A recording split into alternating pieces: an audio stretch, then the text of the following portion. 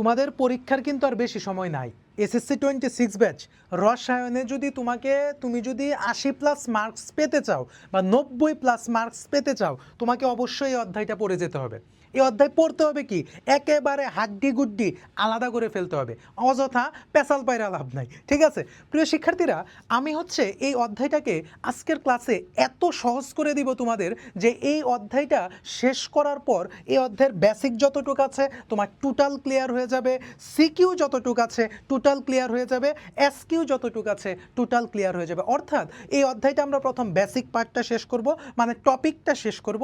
টপিকটা শেষ করার পরে এই অধ্যায় থেকে বিগত বৎসরগুলিতে কিভাবে প্রশ্নগুলি এসেছে প্রত্যেকটা প্রশ্ন নিয়ে আমরা কথা বলবো। যেহেতু তোমাদের পরীক্ষার সময় কম, তার জন্য আমি কথা বাড়াচ্ছি না, চলো আমরা ক্লাসে প্রবেশ করি এবং এই অধ্যায়টাকে জাস্ট ঝাঁঝরা করে দিই।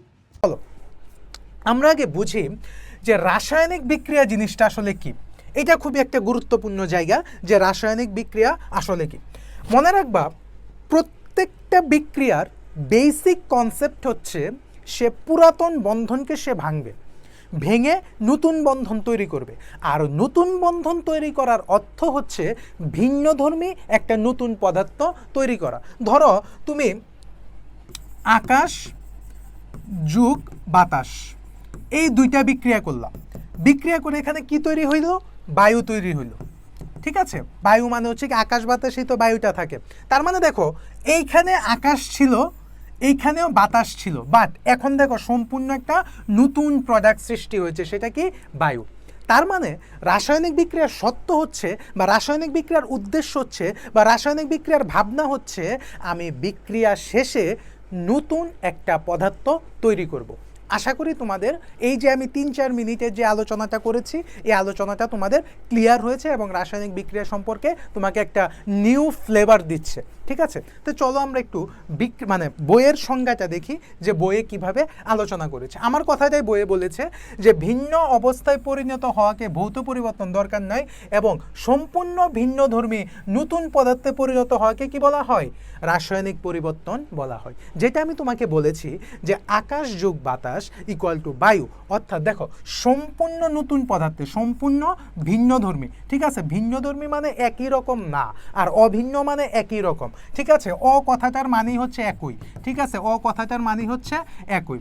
আচ্ছা, পরিণত হওয়াকে কি বলা হয়? রাসায়নিক পরিবর্তন। তোমার এখান থেকে নাম্বারে প্রশ্নটা দিতে পারে যে রাসায়নিক পরিবর্তন কাকে বলে। তুমি লিখবা সম্পূর্ণ ভিন্নধর্মী একটি নতুন পদার্থে পরিণত হওয়াকে বলা হয় রাসায়নিক পরিবর্তন। এই কথাটা লিখলে তুমি 1-এ 1 পেয়ে যাবা। অথবা তোমাকে এমসিকিউতে এখান থেকে প্রশ্ন দিতে পারে যে রাসায়নিক পরিবর্তনে নিচের কোন তথ্যটি সঠিক, যে ভিন্ন পদার্থে পরিণত হয়, অভিন্ন পদার্থে পরিণত হয়, এ এবং বি। ঘ নাম্বারে দিল কোনোটাই নয়। দেখো এখানে কিন্তু তোমাকে বলে দিছে ভিন্নধর্মী নতুন পদার্থে মানে আলাদা আলাদা নতুন পদার্থে পরিণত হবে। বিজ্ঞানীরা দেখেছেন এই রাসায়নিক পরিবর্তন হচ্ছে 2 প্রকার। কয় প্রকার বললাম ভাইয়ারা? এই যে আমার দিকে দেখাও, এই রাসায়নিক পরিবর্তন হচ্ছে 2 প্রকার। একটা হচ্ছে তোমার ভৌত পরিবর্তন আর একটা হচ্ছে তোমার রাসায়নিক পরিবর্তন। আচ্ছা, এখন ভয় পাওয়ার কিছু নয়, আমি আছি যে ভৌত পরিবর্তন জিনিসটা আসলে কি। তুমি চিন্তা করো, ভৌত পরিবর্তনকে আমরা বলবো ভূত পরিবর্তন। ভূত পরিবর্তন। আচ্ছা তুমি চিন্তা করো তো, ভূত কি ঘরের ভিতরে থাকে না ঘরের বাইরে থাকে? অবভিয়াসলি সে ঘরের বাইরে থাকে। আবার তর্কের খাতিরে বলল না যে হচ্ছে না ভূত তো ভিতরে থাকে। আমরা ধরে নিচ্ছি যেটা মানে 100% ক্ষেত্রে রিয়েলিটিকে সাপোর্ট করে যে ভূত হচ্ছে ঘরের বাইরে থাকে। অর্থাৎ ভৌত পরিবর্তনে বাহ্যিক অবস্থার পরিবর্তন ঘটে। এই জায়গাটা হচ্ছে তোমার পিন পয়েন্ট, যে ভৌত পরিবর্তনে কি বাহ্যিক অবস্থার পরিবর্তন ঘটে। তুমি মনে রাখবা যে প্রলয় ভাইয়া বলছিল যে ভৌত পরিবর্তন মানে ভূত, ভূত মানে বাইরে থাকে, অর্থাৎ ভৌত পরিবর্তন মানে বাহ্যিক অবস্থার পরিবর্তন ঘটে। অর্থাৎ এই কথাটা এখানে বলছে যদি কোনো পদার্থের রাসায়নিক গঠনে কোনো পরিবর্তন না ঘটে, শুধুমাত্র বাহ্যিক অবস্থার পরিবর্তন ঘটে, তাকে ভৌত পরিবর্তন বা ফিজিক্যাল চেঞ্জ বলে। ইংলিশ নামগুলি একটু শিখতে হবে যে ফিজিক্যাল চেঞ্জ বলে। যেমন তুমি ধরো, আমি যদি তোমাকে সহজভাবে নিয়ে যাই, মানে আরেকটু কথা যদি বলি, যেই পরিবর্তনটা তুমি তোমার চোখে দেখতে পারো সেইটাই হচ্ছে ভৌত পরিবর্তন। যেমন ধরো 1 খণ্ড বরফ নিলা, এটা একটা বরফের টুকরা, সেই বরফটাকে তুমি তাপ দিলা, সেই বরফটা কি হবে, তরল হয়ে যাবে, বরফটা কি হবে, তরল হয়ে যাবে। এইটাকে আবার তুমি তাপ দিলা, এইটা তোমার গ্যাস হয়ে যাবে। তো তুমি কি এই যে পরিবর্তনটা হয়েছে, এই পরিবর্তনটা তো তুমি তোমার নিজের চোখে দেখতে পেরেছো, এটা হচ্ছে ভৌত পরিবর্তন। আর রাসায়নিক পরিবর্তন হচ্ছে এই যে পরিবর্তনের ফলে সম্পূর্ণ ভিন্নধর্মী বিশিষ্ট নতুন পদার্থে পরিণত হয় তাকে কি বলা হয়, রাসায়নিক পরিবর্তন বলে। তোমার বোঝার জন্য যে রাসায়নিক পরিবর্তন বেসিক্যালি মৌল যৌগ এগুলির সাহায্যে রাসায়নিক পরিবর্তনটা ঘটে। রাসায়নিক পরিবর্তন কিভাবে ঘটে, বিভিন্ন মৌল যৌগ ইত্যাদি দ্বারা রাসায়নিক পরিবর্তনগুলি সংঘটিত। এবং রাসায়নিক পরিবর্তনের প্রথম শর্ত হচ্ছে আমাকে নতুন বন্ধন আমি পুরাতন বন্ধন আমি ভাঙবো এবং নতুন বন্ধন তৈরি করব। রাসায়নিক পরিবর্তনের দ্বিতীয় শর্ত হচ্ছে সম্পূর্ণ একটা নতুন ধর্ম বিশিষ্ট বা ভিন্ন ধর্ম বিশিষ্ট একটা পদার্থ তৈরি হবে। এইটাই হচ্ছে রাসায়নিক পরিবর্তনের বেসিক কনসেপ্ট এবং এই কথাগুলি হচ্ছে এখানে লেখা। চলো আমরা বিক্রিয়াটা দেখি কিভাবে হলো। যেমন ধরো মিথেন প্লাস অক্সিজেন, তোমাদের কিভাবে বিক্রিয়া করতে হয় এই জিনিসগুলি আমি শিখাবো নেক্সট ক্লাসে। দেখো যে মিথেন প্লাস অক্সিজেন, মনে রাখবা কোনো বিক্রিয়ার মধ্যে তুমি যদি হাইড্রোজেন আর অক্সিজেনের একটা ফ্লেভার পাও, হ্যাঁ হাইড্রোজেন আর অক্সিজেনের একটা ফ্লেভার পাও, ওই বিক্রিয়াতে রনে বনে কৌশলে যেইভাবেই হোক তোমাকে পানি বের করতে হবে। এই যে তুমি পানিটাকে বের করে দিলে। এখন দেখো এখানে কয়টা অক্সিজেন ছিল, 2টা অক্সিজেন ছিল। এখানে কয়টা হাইড্রোজেন ছিল, 4টা হাইড্রোজেন ছিল। ছিল কি না, অবশ্যই ছিল। এর মধ্যে তুমি পানি এই যে H2O এতটুক জায়গাকে তুমি বের করে দিয়েছো। তার মানে রয়েছে কি, তার মানে রয়েছে কি, একটা কার্বন রয়েছে আর হচ্ছে 2টা অক্সিজেন রয়েছে এখানে। তার মানে আমরা কি করব, আমরা করব হচ্ছে কার্বন ডাইঅক্সাইড। বা তুমি এই বিক্রিয়াটাকে সহজভাবে সবসময় মনে রাখতে পারো, সেই বিক্রিয়াটা হচ্ছে, এই বিক্রিয়াটাকে তুমি যদি সহজভাবে মনে রাখতে চাও সেটা হচ্ছে কি, যে এই যে তুমি মিথেনের সাথে অক্সিজেন দিলা, সবসময় কার্বন ডাইঅক্সাইড যোগ পানি তৈরি হবে। এইগুলি হচ্ছে রাসায়নিক পরিবর্তন। এছাড়া তুমি যদি দেখো এই যে ক্যালসিয়াম কার্বনেট যোগ HCl, তুমি খেয়াল করো এই ক্যালসিয়ামটা হচ্ছে প্লাস আর কার্বনেটটা হচ্ছে মাইনাস। এখানে Hটা হচ্ছে প্লাস, ক্লোরিনটা হচ্ছে মাইনাস। তার মানে প্লাস নিবে মাইনাসকে, মাইনাস নিবে প্লাসকে। এই প্লাস মাইনাসের যে আলোচনাগুলি এটা কিন্তু আমরা পঞ্চম অধ্যায় করে আসছি। কেউ যদি পঞ্চম অধ্যায় শেষ না করে সপ্তম অধ্যায় করতে চাও তাহলে তুমি কিন্তু বুঝবা না যদি তোমার বেসিকটা না থাকে, কারণ এই বিক্রিয়ার বেসিক আলোচনাটা আমরা পঞ্চম অধ্যায়ে করে আসছি। তো দেখো এখানে আছে হচ্ছে ক্যালসিয়াম প্লাস এবং এখানে ক্লোরিন মাইনাস। তার মানে প্লাস কাকে নিবে, মাইনাসকে নিবে। তার মানে ক্যালসিয়াম আর ক্লোরিন অ্যাডজাস্ট হয়ে কী হবে, ক্যালসিয়াম ক্লোরাইড তৈরি হবে। তারপরে দেখো আমি বলেছি পৃথিবীর যেই প্রান্তে, মনে রাখবা পৃথিবীর যেই প্রান্তে তুমি কার্বনেট দেখবা ওইখান থেকে কার্বন ডাইঅক্সাইড বের হবে। তোমাকে কিছু জিনিস মনে রাখতে হবে, যে আমি বললাম পৃথিবীর যেই প্রান্তে কার্বনেট, তার মানে এখানে আমি কার্বনেট পেয়েছি, তার মানে এখানে আমার কার্বন ডাইঅক্সাইড বের হবে। তার মানে তুমি খেয়াল করো এই বিক্রিয়াতে তুমি তাকাও, তুমি দেখো অক্সিজেন এবং হাইড্রোজেনের একটা ফ্লেভার পাচ্ছ, তার মানে এখানে পানি তৈরি হয়েছে। দেখছো কিভাবে বিক্রিয়াটা করতে হয়। তার মানে দেখো প্রথম আমাকে একটা বিক্রিয়া করার জন্য আমাকে প্রথমে প্লাস মাইনাস নির্ধারণ করতে হবে, যে কে প্লাস কে মাইনাস। তারপরে দেখতে হবে বিক্রিয়াতে কার্বনেট আছে কিনা, যদি কার্বনেট থাকে তাহলে আনসারে কার্বন ডাইঅক্সাইড আসবে। আমাকে দেখতে হবে বিক্রিয়াতে H এবং O এর কোনো ফ্লেভার আছে কিনা, যদি H এবং O এর ফ্লেভার থাকে তাহলে পানি তৈরি হবে। ঠিক আছে, এইভাবে যদি তুমি মনে রাখতে পারো দেখবা তোমার কাছে বিক্রিয়াটা খুবই সহজ হয়ে গেছে। এবং আমরা এতক্ষণ যে বিক্রিয়াগুলি করলাম সেই বিক্রিয়াগুলি রাসায়নিক পরিবর্তনের অন্তর্গত। কেন, কারণ দেখো এখানে যেটা গ্যাস ছিল, গ্যাস, লিকুইড, লিকুইড, এই যে সলিড, অ্যাকোয়াস, তার মানে কি এই দুইটা রাসায়নিক পরিবর্তন সংঘটিত হয়েছে। এখন তোমার মনে একটা প্রশ্ন আসতে পারে, দেখো অ্যাডভান্স লেভেলে কতটুক যাওয়া যায় তুমি চিন্তাও করতে পারবা না যে অ্যাডভান্স লেভেলে কতটুক যাওয়া যায় হচ্ছে আমি তোমাকে যেটা বললাম যে অ্যাডভান্স লেভেলে অনেক দূর পর্যন্ত তুমি যাইতে পারো। খেয়াল করো তোমার এখানে 2টা ঘটনা ঘটতেছে, তুমি কি এটা লক্ষ্য করেছো যে 2টা ঘটনা কি, একটা ঘটনা ঘটতেছে হচ্ছে অ্যাকোয়াস আর একটা ঘটনা ঘটতেছে হচ্ছে লিকুইড। এখন প্রশ্ন হচ্ছে দেখো তুমি এটা চিন্তাও করো নাই, আমি যে কথাটা এখন বলতেছি, অ্যাকোয়াস মানে কি আর লিকুইড মানে কি, লিকুইড মানে তো তরল, লিকুইড মানে তো তরল আর অ্যাকোয়াস মানে তো জলীয়। তার মানে তো 2টা তো হচ্ছে কাছাকাছি, তরল আর জলীয়। বেসিক পার্থক্য 2টার মধ্যে কি, তরল হচ্ছে পদার্থের একটা অবস্থা, তরল হচ্ছে কি কঠিন তরল বায়বীয়, এই লিকুইডটা হচ্ছে পদার্থের একটা অবস্থা, আর অ্যাকোয়াসটা হচ্ছে দ্রবণের অবস্থা। অ্যাকোয়াসটা কি দ্রবণের অবস্থা, দ্রবণের অবস্থা। আমরা বলি না জলীয় দ্রবণ, আমরা কি কখনো বলছি যে তরল দ্রবণ, আমরা বলি হচ্ছে জলীয় দ্রবণ। তার মানে দ্রবণের যখন অবস্থা আসবে তখন সেটা অ্যাকোয়াস, আর পদার্থের যখন অবস্থা আসবে তখন সেটা তরল হিসেবে বিবেচিত হবে। তার মানে আমরা শেষ করলাম এখন যে ভৌত পরিবর্তন এবং রাসায়নিক পরিবর্তন। ভৌত পরিবর্তন সম্পর্কে আমরা কি জানলাম, যখন বাহ্যিক অবস্থার পরিবর্তন হবে, অর্থাৎ আমরা যেটা চোখের সাহায্যে দেখতে পারবো সেটা হচ্ছে ভৌত পরিবর্তন, অর্থাৎ বরফ থেকে গ্যাস, বরফ থেকে তরল, তরল থেকে গ্যাস, এইটা হচ্ছে ভৌত পরিবর্তন। আর রাসায়নিক পরিবর্তন কি, রাসায়নিক পরিবর্তন হচ্ছে মৌল, যৌগ ইত্যাদি থাকবে, এদের অবস্থার পরিবর্তন হবে। ঠিক আছে, অ্যাকোয়াস থেকে লিকুইড হবে, গ্যাস থেকে সলিড হবে, মানে মৌল বা যৌগ সম্পর্কিত বিক্রিয়ার ফলে যে পরিবর্তনগুলি হয় এগুলো হচ্ছে রাসায়নিক পরিবর্তন। আমরা শিখেছি কিভাবে বিক্রিয়াগুলি করতে হয়, আমরা শিখেছি কিভাবে প্লাস ধরবো, কিভাবে মাইনাস ধরবো, আমরা বলেছি যে কোনটা থাকলে কোনটা করবো। আমি বলেছি যে এইচ এবং ওর একটা ফ্লেভার থাকলে এটা অধিকাংশ ক্ষেত্রে পানি হয়। আমি বলেছি যে কার্বন ডাইঅক্সাইড, কার্বনের থাকলে অধিকাংশ ক্ষেত্রে কার্বন ডাইঅক্সাইড রূপে ওই কার্বনেরটা বের হয়ে যায়। আমরা আস্তে আস্তে বিক্রিয়া করতে করতে, তোমাদের হচ্ছে বিক্রিয়াগুলি কঠিন লাগে, তুমি বিক্রিয়া করতে করতে, এবং আমি প্রত্যেকটা বিক্রিয়া তোমাকে সিস্টেম ওয়াইজ আলোচনা করব, দেখবে এগুলি তোমার কাছে একবারে ডাল ভাত হয়ে গেছে। আচ্ছা, এখন আমরা খুবই একটা গুরুত্বপূর্ণ দিকের উপর যাচ্ছি, রাসায়নিক বিক্রিয়ার দিক। এই কথাটা তোমাকে মনে রাখতে হবে যে রাসায়নিক বিক্রিয়ার দিক, এই রাসায়নিক বিক্রিয়ার দিক হচ্ছে দুইটা। একটা হচ্ছে একমুখী বিক্রিয়া, দেখো তুমি ঘটনা দেখে বুঝতে পারতো সেটা দিকের উপর বেস করে আলোচনা করা হয়েছে, যে একমুখী বিক্রিয়া আর একটা হচ্ছে উভমুখী বিক্রিয়া। আমি বইয়ের পড়াতে পড়ে যাব, আগে তোমাকে আমি সিস্টেম শিখাই। দেখো তোমাকে বলতেছে একমুখী, তার মানে বিক্রিয়াটা শুধু এদিকেই যাবে, একটা মুখে। তোমাকে বলতেছে উভমুখী, তার মানে বিক্রিয়াটা একবার এই দিকে যাবে আর একবার হচ্ছে এই দিকে যাবে। চিহ্নটা কিন্তু পুরাটা হবে না, অর্ধেক হবে। ঠিক আছে, চিহ্নটা হচ্ছে কি অর্ধেক হবে।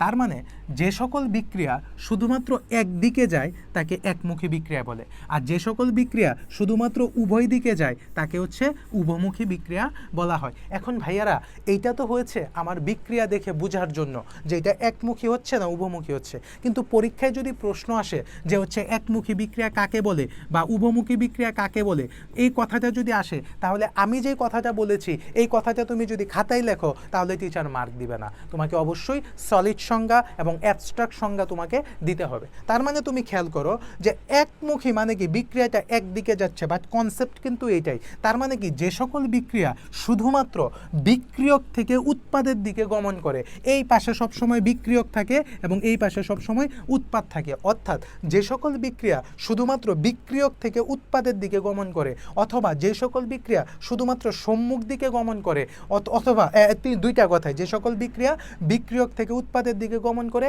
এবং যে সকল বিক্রিয়া সম্মুখ দিকে অগ্রসর হয় তাকে একমুখী বিক্রিয়া বা ইরিভার্সেবল বিক্রিয়াটা বলা হয়। এই ইংলিশটা তোমাদের জানতে হবে। ঠিক আছে, তার মানে আরেকটা হচ্ছে খ নাম্বারে আসে, ক নাম্বারে আরেকটা দিতে পারে উভমুখী বিক্রিয়া, অর্থাৎ যে সকল বিক্রিয়া প্রথম বিক্রিয়ক থেকে উৎপাদের দিকে যায় এবং উৎপাদ থেকে আবার বিক্রিয়কে ফেরত আসে তাকে উভমুখী বিক্রিয়া বলে, অথবা যে সকল বিক্রিয়া সম্মুখ দিকে অগ্রসর হয় এবং সম্মুখ দিক থেকে আবার পশ্চাৎ দিকে ফেরত আসে তাকে হচ্ছে উভমুখী বিক্রিয়া বা রিভার্সেবল বিক্রিয়া বলা হয়। এই কথাগুলি এখানে বলেছে। দেখো, যে রাসায়নিক বিক্রিয়ায় বিক্রিয়ক পদার্থগুলি উৎপাদে পরিণত হয় কিন্তু উৎপাদগুলি পুনরায় বিক্রিয়কে পরিণত হয় না তাকে একমুখী বিক্রিয়া বলা হয়।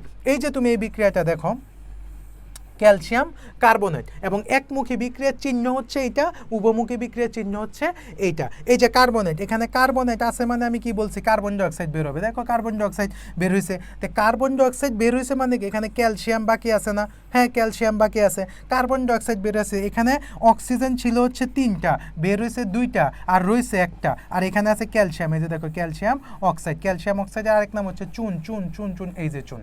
ঠিক আছে, এই কথাটাই হচ্ছে, দেখো এই বিক্রিয়াটার পেছনে ফেরার কোনো অপশন নাই। কিন্তু আচ্ছা, আমি এটা পরে বলতেছি, কিন্তু একটা বিষয় আছে, এটা তোমাদের ইন্টারমিডিয়েটে এটার আলোচনা আছে যে কিভাবে। আচ্ছা দেখো, তার মানে কি বললাম, যে রাসায়নিক বিক্রিয়া বিক্রিয়ক পদার্থ বিক্রিয়া করে উৎপাদে পরিণত হয়, আবার উৎপাদ পদার্থগুলি বিক্রিয়া করে পুনরায় বিক্রিয়ক পদার্থে পরিণত, এই বিক্রিয়াকে কি বলা হয়? উভমুখী বিক্রিয়া বলা হয়। যেই কথাগুলি আমি প্রথমে বলেছি, দেখেছো বেসিক বিষয়, বেসিকই এখানে গল্প আকারে লেখছে, এগুলি গল্প জানার দরকার নাই। প্রথমে যে কথাগুলি বলেছি এই কথাগুলি এখানে আলোচনা করা হয়েছে। এবং তুমি মনে রাখবা যে উভমুখী বিক্রিয়া কখনো শেষ হয় না। কখন মানে কিভাবে শেষ হবে? এবং পৃথিবীর সকল বিক্রিয়াই উভমুখী বিক্রিয়া, একমুখী কোনো বিক্রিয়া হয় না। বাট উভমুখী বিক্রিয়াকে 3টা পদ্ধতির সাহায্যে একমুখী করা যায়, যেটা তোমাদের আলোচনা নাই, এটা তুমি ইন্টারমিডিয়েটের প্রথম পত্রের 4র্থ অধ্যায়ে এই আলোচনাটা তুমি পাবা। তার মানে আমি এখানে বলে দিলাম একটা কথা যে উভমুখী বিক্রিয়া কাকে বলে এটা, এবং উভমুখী বিক্রিয়ার একটা মানে খুবই একটা অভ্যন্তরীণ খুবই একটা ডিপ কথা হচ্ছে যে উভমুখী বিক্রিয়া কখনো শেষ হয় না। কেন শেষ হবে রে ভাই? দেখো তো, প্রথম সে বিক্রিয়ক থেকে উৎপাদে যাচ্ছে, আবার উৎপাদ থেকে সে বিক্রিয়কে আসছে, আবার বিক্রিয়ক থেকে উৎপাদে যাচ্ছে, তার মানে কি সে বিক্রিয়াটা অবিরত ধারায় চলতে থাকে। প্রকৃতপক্ষে আপাত দৃষ্টিতে মনে হয় শেষ, কিন্তু প্রকৃতপক্ষে এই বিক্রিয়া কোনো শেষ হয় না, এবং পৃথিবীর প্রত্যেক বিক্রিয়াই হচ্ছে উভমুখী বিক্রিয়া। চলো আমরা দেখি এই বিক্রিয়াটা কিভাবে হয়েছে। এটা একটা জৈব যৌগের বিক্রিয়া, ভয় পাওয়ার কিছু নাই, আমি তোমাদের বিক্রিয়াটা সহজ করে দিচ্ছি। দেখো এখন শুধু একটু বুঝে নাও, বাকিটা হয়ে যাবে। আচ্ছা দেখো তো ভাইয়ারা, এখানে কি আছে? OH আছে আর এখানে H আছে। আমি তোমাকে বলেছিলাম O এবং H এর ফ্লেভার যদি কোনো জায়গায় তুমি কোনোভাবে পাও, তাহলে ভাববা এখান থেকে পানি বের হবে। এই যে তুমি প্রথম পানি বের করলা, তো পানি বের করার জন্য প্রথম ঘটনাটা কি?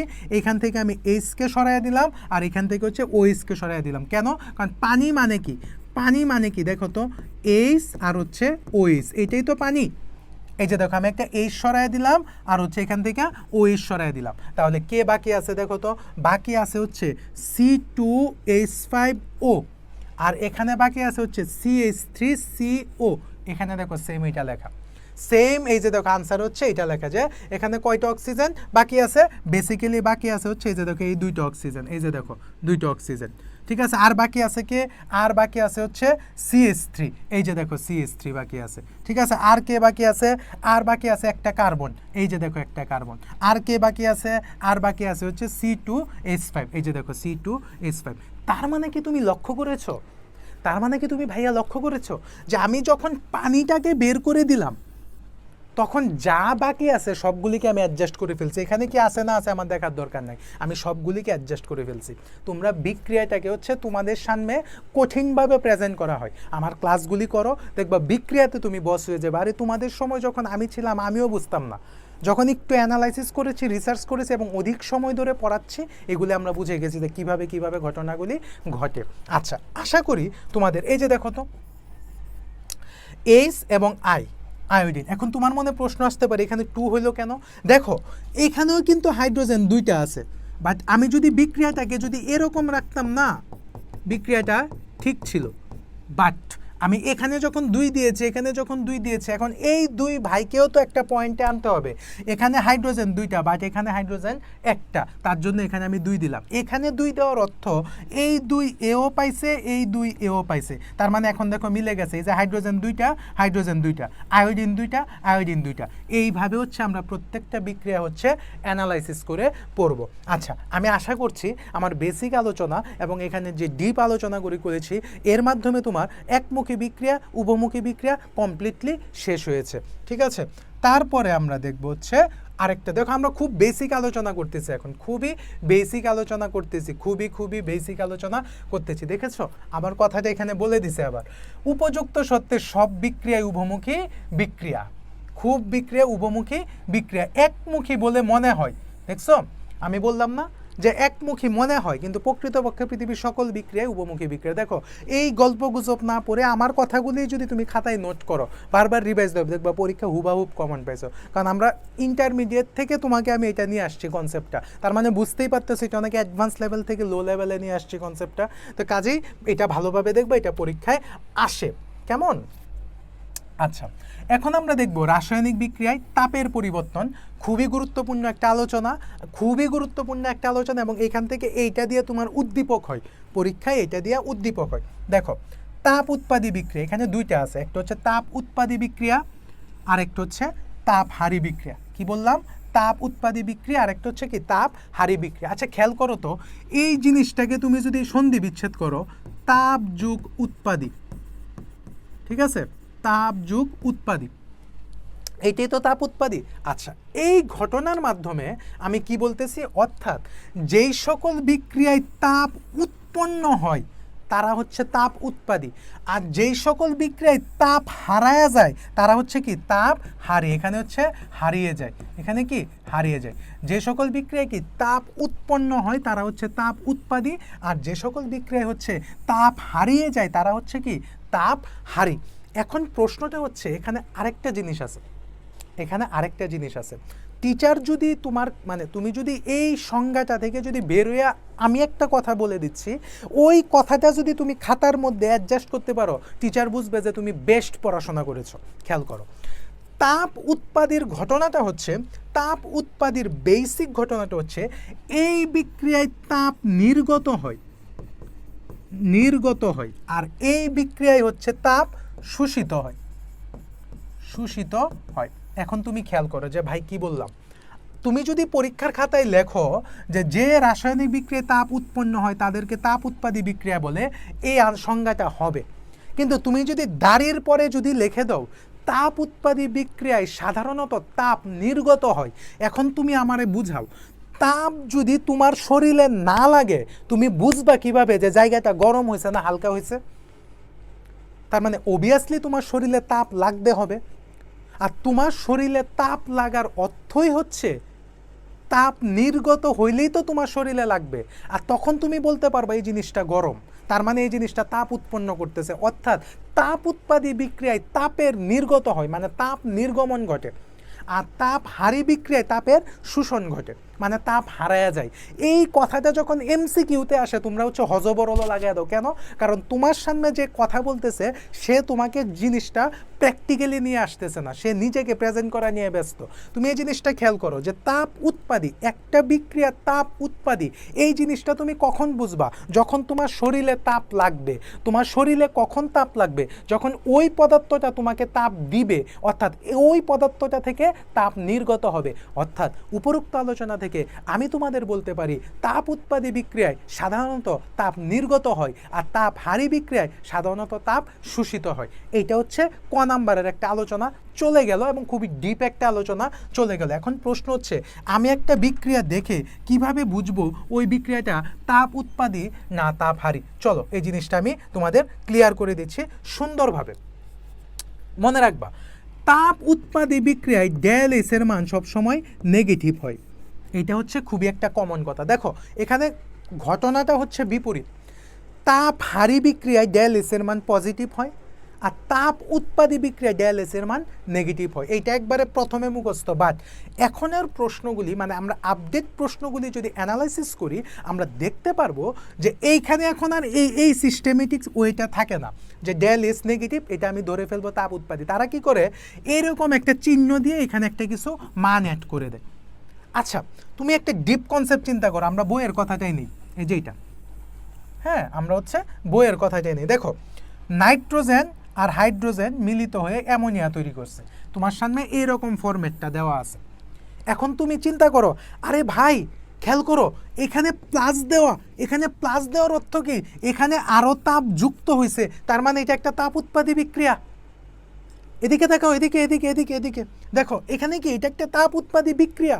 বা যা এখন যে আপডেট প্রশ্নগুলি হচ্ছে এখন হচ্ছে এই চিহ্নটা দেওয়া থাকে না, তারা উৎপাদের মধ্যে এই চিহ্নটা দিয়ে দেয়। দেখো উৎপাদের সাথে তাপ দেওয়া, দেখো কি বলছে, আমি একটু এটাকে মুছে দিচ্ছি এই জায়গাটা একটু ক্লিয়ার করার জন্য।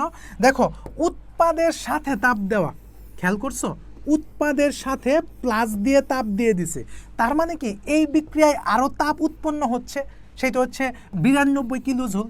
তার মানে এটা একটা তাপ উৎপাদী বিক্রিয়া। আমার খেয়াল করেছো জিনিসটা তুমি? তার মানে এই উৎপাদের সাথে কি আরও তাপ উৎপন্ন হচ্ছে না?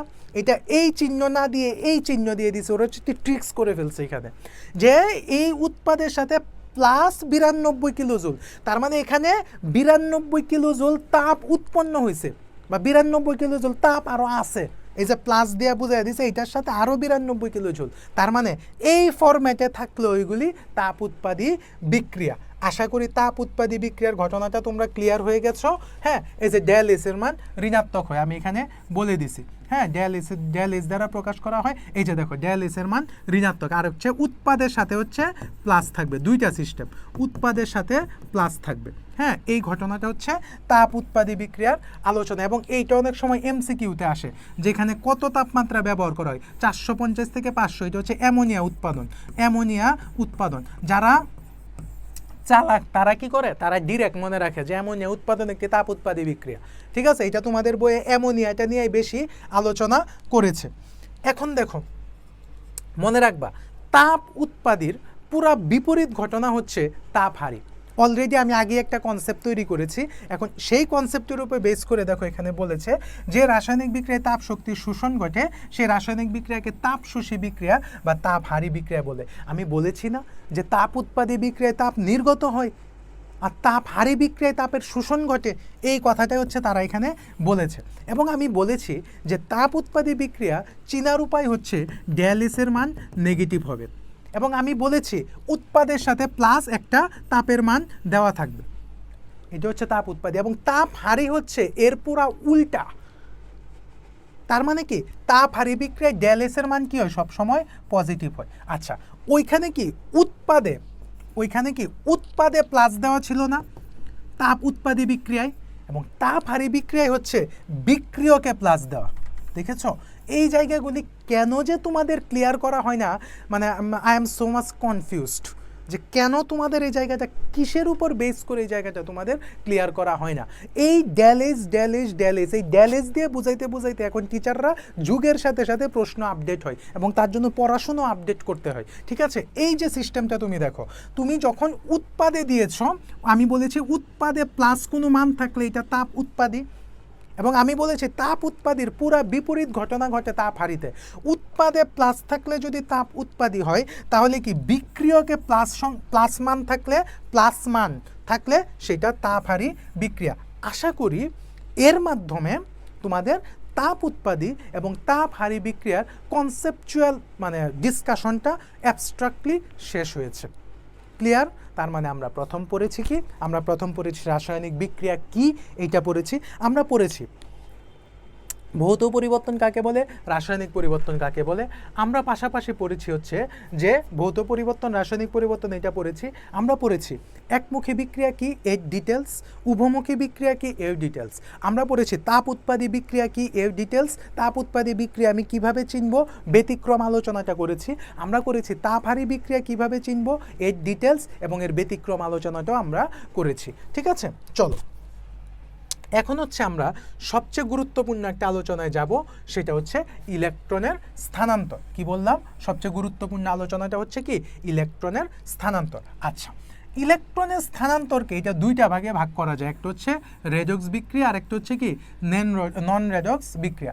তুমি খেয়াল করো এতক্ষণ পর্যন্ত আমরা যা পড়েছি সব কিন্তু দুই ভাগে, একমুখী উভমুখী, তাপ উৎপাদী তাপ হারি, ভৌত পরিবর্তন রাসায়নিক পরিবর্তন, সব কিন্তু দুই ভাগে হয়ে গেছে। তার মানে এতটুক পর্যন্ত যদি আসে যে দিক পরিবাহিতার উপর ভিত্তি করে বিক্রিয়া কয় প্রকার, দুই প্রকার, রাসায়নিক বিক্রিয়া কয় প্রকার, দুই প্রকার, পরীক্ষায় যদি আসে পরিবর্তন কয় প্রকার, দুই প্রকার, পরীক্ষায় যদি আসে যে হচ্ছে ইলেকট্রন স্থানান্তরের উপর ভিত্তি করে বিক্রিয়া কয় প্রকার, দুই প্রকার। ঠিক আছে, রেডক্স বিক্রিয়া এবং নন রেডক্স বিক্রিয়া। আগে আমরা এটার আলোচনা যাওয়ার আগে আমরা এটার উৎপত্তিটা কোথায় থেকে হলো এই জিনিসটা নিয়ে আমরা আগে কথা বলবো। দেখো রেডক্স বিক্রিয়াটা আসছে রেড যুগ অক্স। এই রেড মানে হচ্ছে রিডাকশন, হ্যাঁ এখানে দেওয়া আছে, রেড মানে হচ্ছে রিডাকশন মানে হচ্ছে বিজারণ, আর অক্স মানে হচ্ছে অক্সিডেশন মানে হচ্ছে জারণ। তার মানে কি আই ক্যান সে যে হচ্ছে রিডক্স কথাটার বাংলা হচ্ছে জারণ যোগ বিজারণ। ভয় পাবা না, জারণ বিজারণ নিয়ে ভয় পাবা না, আজকে সব পানি হয়ে যাবে। ঠিক আছে, তার মানে রেডক্স কথাটার বাংলা হচ্ছে জারণ যোগ বিজারণ। আমি যদি একটু স্মার্টলি ল্যাঙ্গুইস্টিকভাবে নিয়ে আসি, তার মানে হচ্ছে কি রিডাকশন এবং হচ্ছে অক্সিডেশন। এই রিডাকশন শব্দের অর্থ হচ্ছে বিজারণ আর অক্সিডেশন শব্দের অর্থ হচ্ছে জারণ। দুইটার প্রথম অক্ষর নিয়ে রিডাকশন শব্দটা তৈরি করা হয়েছে। মনে রাখবা রিডাকশন যেহেতু জারণ বিজারণ, তার মানে এখানে ইলেকট্রনের দান ঘটবে এবং ইলেকট্রনের গ্রহণ ঘটবে, অর্থাৎ ইলেকট্রনের আদান প্রদান ঘটবে। এই জায়গাগুলি আগে বুঝো, তারপর আমি তোমাকে ভিতরে নিয়ে যাব যে জারণ জিনিসটা কি, বিজারণ জিনিসটা কি, জারক জিনিসটা কি, বিজারক জিনিসটা কি। আজকে সব ক্লিয়ার হয়ে যাবে এবং তুমি উদ্দীপক দেখে সহজে ধরতে পারবা এবং সৃজনশীলের প্রশ্ন প্যাটার্নটা খাতায় কিভাবে লিখবা ওইটার একটা ফরম্যাটও আমি তোমাদের করে দিয়ে রেখে দিয়েছি। আমরা যখন আলোচনা আসবো তখন হচ্ছে আমরা এটা তোমাকে দেখাবো। ওকে, এই জারণ বিজারণ বিক্রিয়া দুইটা অংশে বিভক্ত। এই দুইটা মিলে তো হচ্ছে মানে রেডক্স মানেই তো জারণ বিজারণ বিক্রিয়া।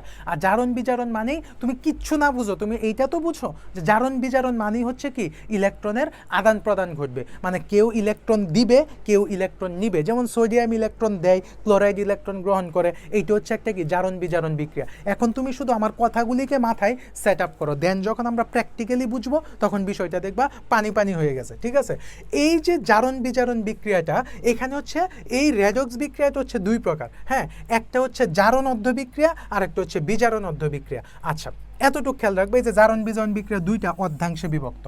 একটা কথা মনে রাখবা, এই যে এখন আমি একটু আলোচনাতে যাচ্ছি, এই জিনিসটা একটু খেয়াল করো, দেখবা তোমার কাছে এটা খুবই সহজ মনে হচ্ছে, খুবই সহজ মনে হচ্ছে। ঠিক আছে, দেখো জারণ মনে রাখবা, জারণ ইকুয়াল টু ছারণ। জারণ মানে কি ইকুয়াল টু সারণ। সারণ মানে হচ্ছে মান বৃদ্ধি, মান বৃদ্ধি। তার মানে জারণ মানে কি, জারণ মানে হচ্ছে ছারণ, জারণ মানে হচ্ছে কি, জারণ মানে হচ্ছে ছারণ, জারণ মানে হচ্ছে কি, জারণ মানে হচ্ছে ছারণ, জারণ মানে ছারণ, জারণ মানে হচ্ছে ছারণ, ছারণ মানে হচ্ছে কি মান বৃদ্ধি। তুমি খেয়াল করো, আমি লিখলাম Fe2+, এখান থেকে হইল হচ্ছে Fe3+। ভাইয়ারা তোমরা খুব ভালোভাবে খেয়াল করো, আমি কি বলেছি, জারণ মানে ছারণ, ছারণ মানে মান বৃদ্ধি। দেখো এইখানে ছিল হচ্ছে 2+, হয়েছে কি 3+, তার মানে এটা একটা জারণ বিক্রিয়া। এইটা কি জারণ বিক্রিয়া। কেন, আমি তো বলেছি মান বৃদ্ধি। এই যে দেখো তো 2 থেকে 3 হয়েছে, তার মানে কি মান বৃদ্ধি হয়েছে না, তার মানে কি মান বৃদ্ধি হয়েছে না। তুমি শুধু মনে রাখবা জারণ মানে ছারণ, ছারণ মানে মান বৃদ্ধি। এই যে দেখো মান বৃদ্ধি পেয়েছে, তার মানে এটা কি একটা জারণ বিক্রিয়া, এটা কি একটা জারণ বিক্রিয়া। আর বিজারণ কি, বিজারণ, এই বিজারণ হচ্ছে উল্টাটা, বিজারণ হচ্ছে উল্টাটা। এখন তোমাদের মনে প্যাচ লাগতে পারে যে জারক কোনটা আর বিজারক কোনটা, সব ক্লিয়ার করে দিচ্ছি, আগে এই জায়গাটা বুঝো, মানে একবারে ক্লিয়ার হয়ে যাবে, আর প্রবলেম হবে না। তার মানে জারণ মানে হচ্ছে ছারণ, ছারণ মানে কি মান বৃদ্ধি, আর এই জারণের পুরা উল্টা হচ্ছে বিজারণ, তার মানে হচ্ছে হ্রাস। এই বিজারণের হচ্ছে মানটা হ্রাস ঘটে, তার মানে কি এখানে 3+ ছিল, এখানে হয়ে গেছে আয়রন 2+। দেখো ছিল হচ্ছে 3+, ছিল কি, ছিল হচ্ছে 3+, হয়েছে কত 2+, তার মানে কি মানের হ্রাস ঘটেছে না, আর মানের হ্রাস ঘটার অর্থই কি বিজারণ। তুমি শুধু কনফিউশন এড়াইতে তুমি শুধু একটা জিনিস মনে রাখো, কনফিউশন এড়াইতে তুমি একটা জিনিস মনে রাখো। এখন দেখো সেম ঘটনাটা হচ্ছে এখানে বলেছে।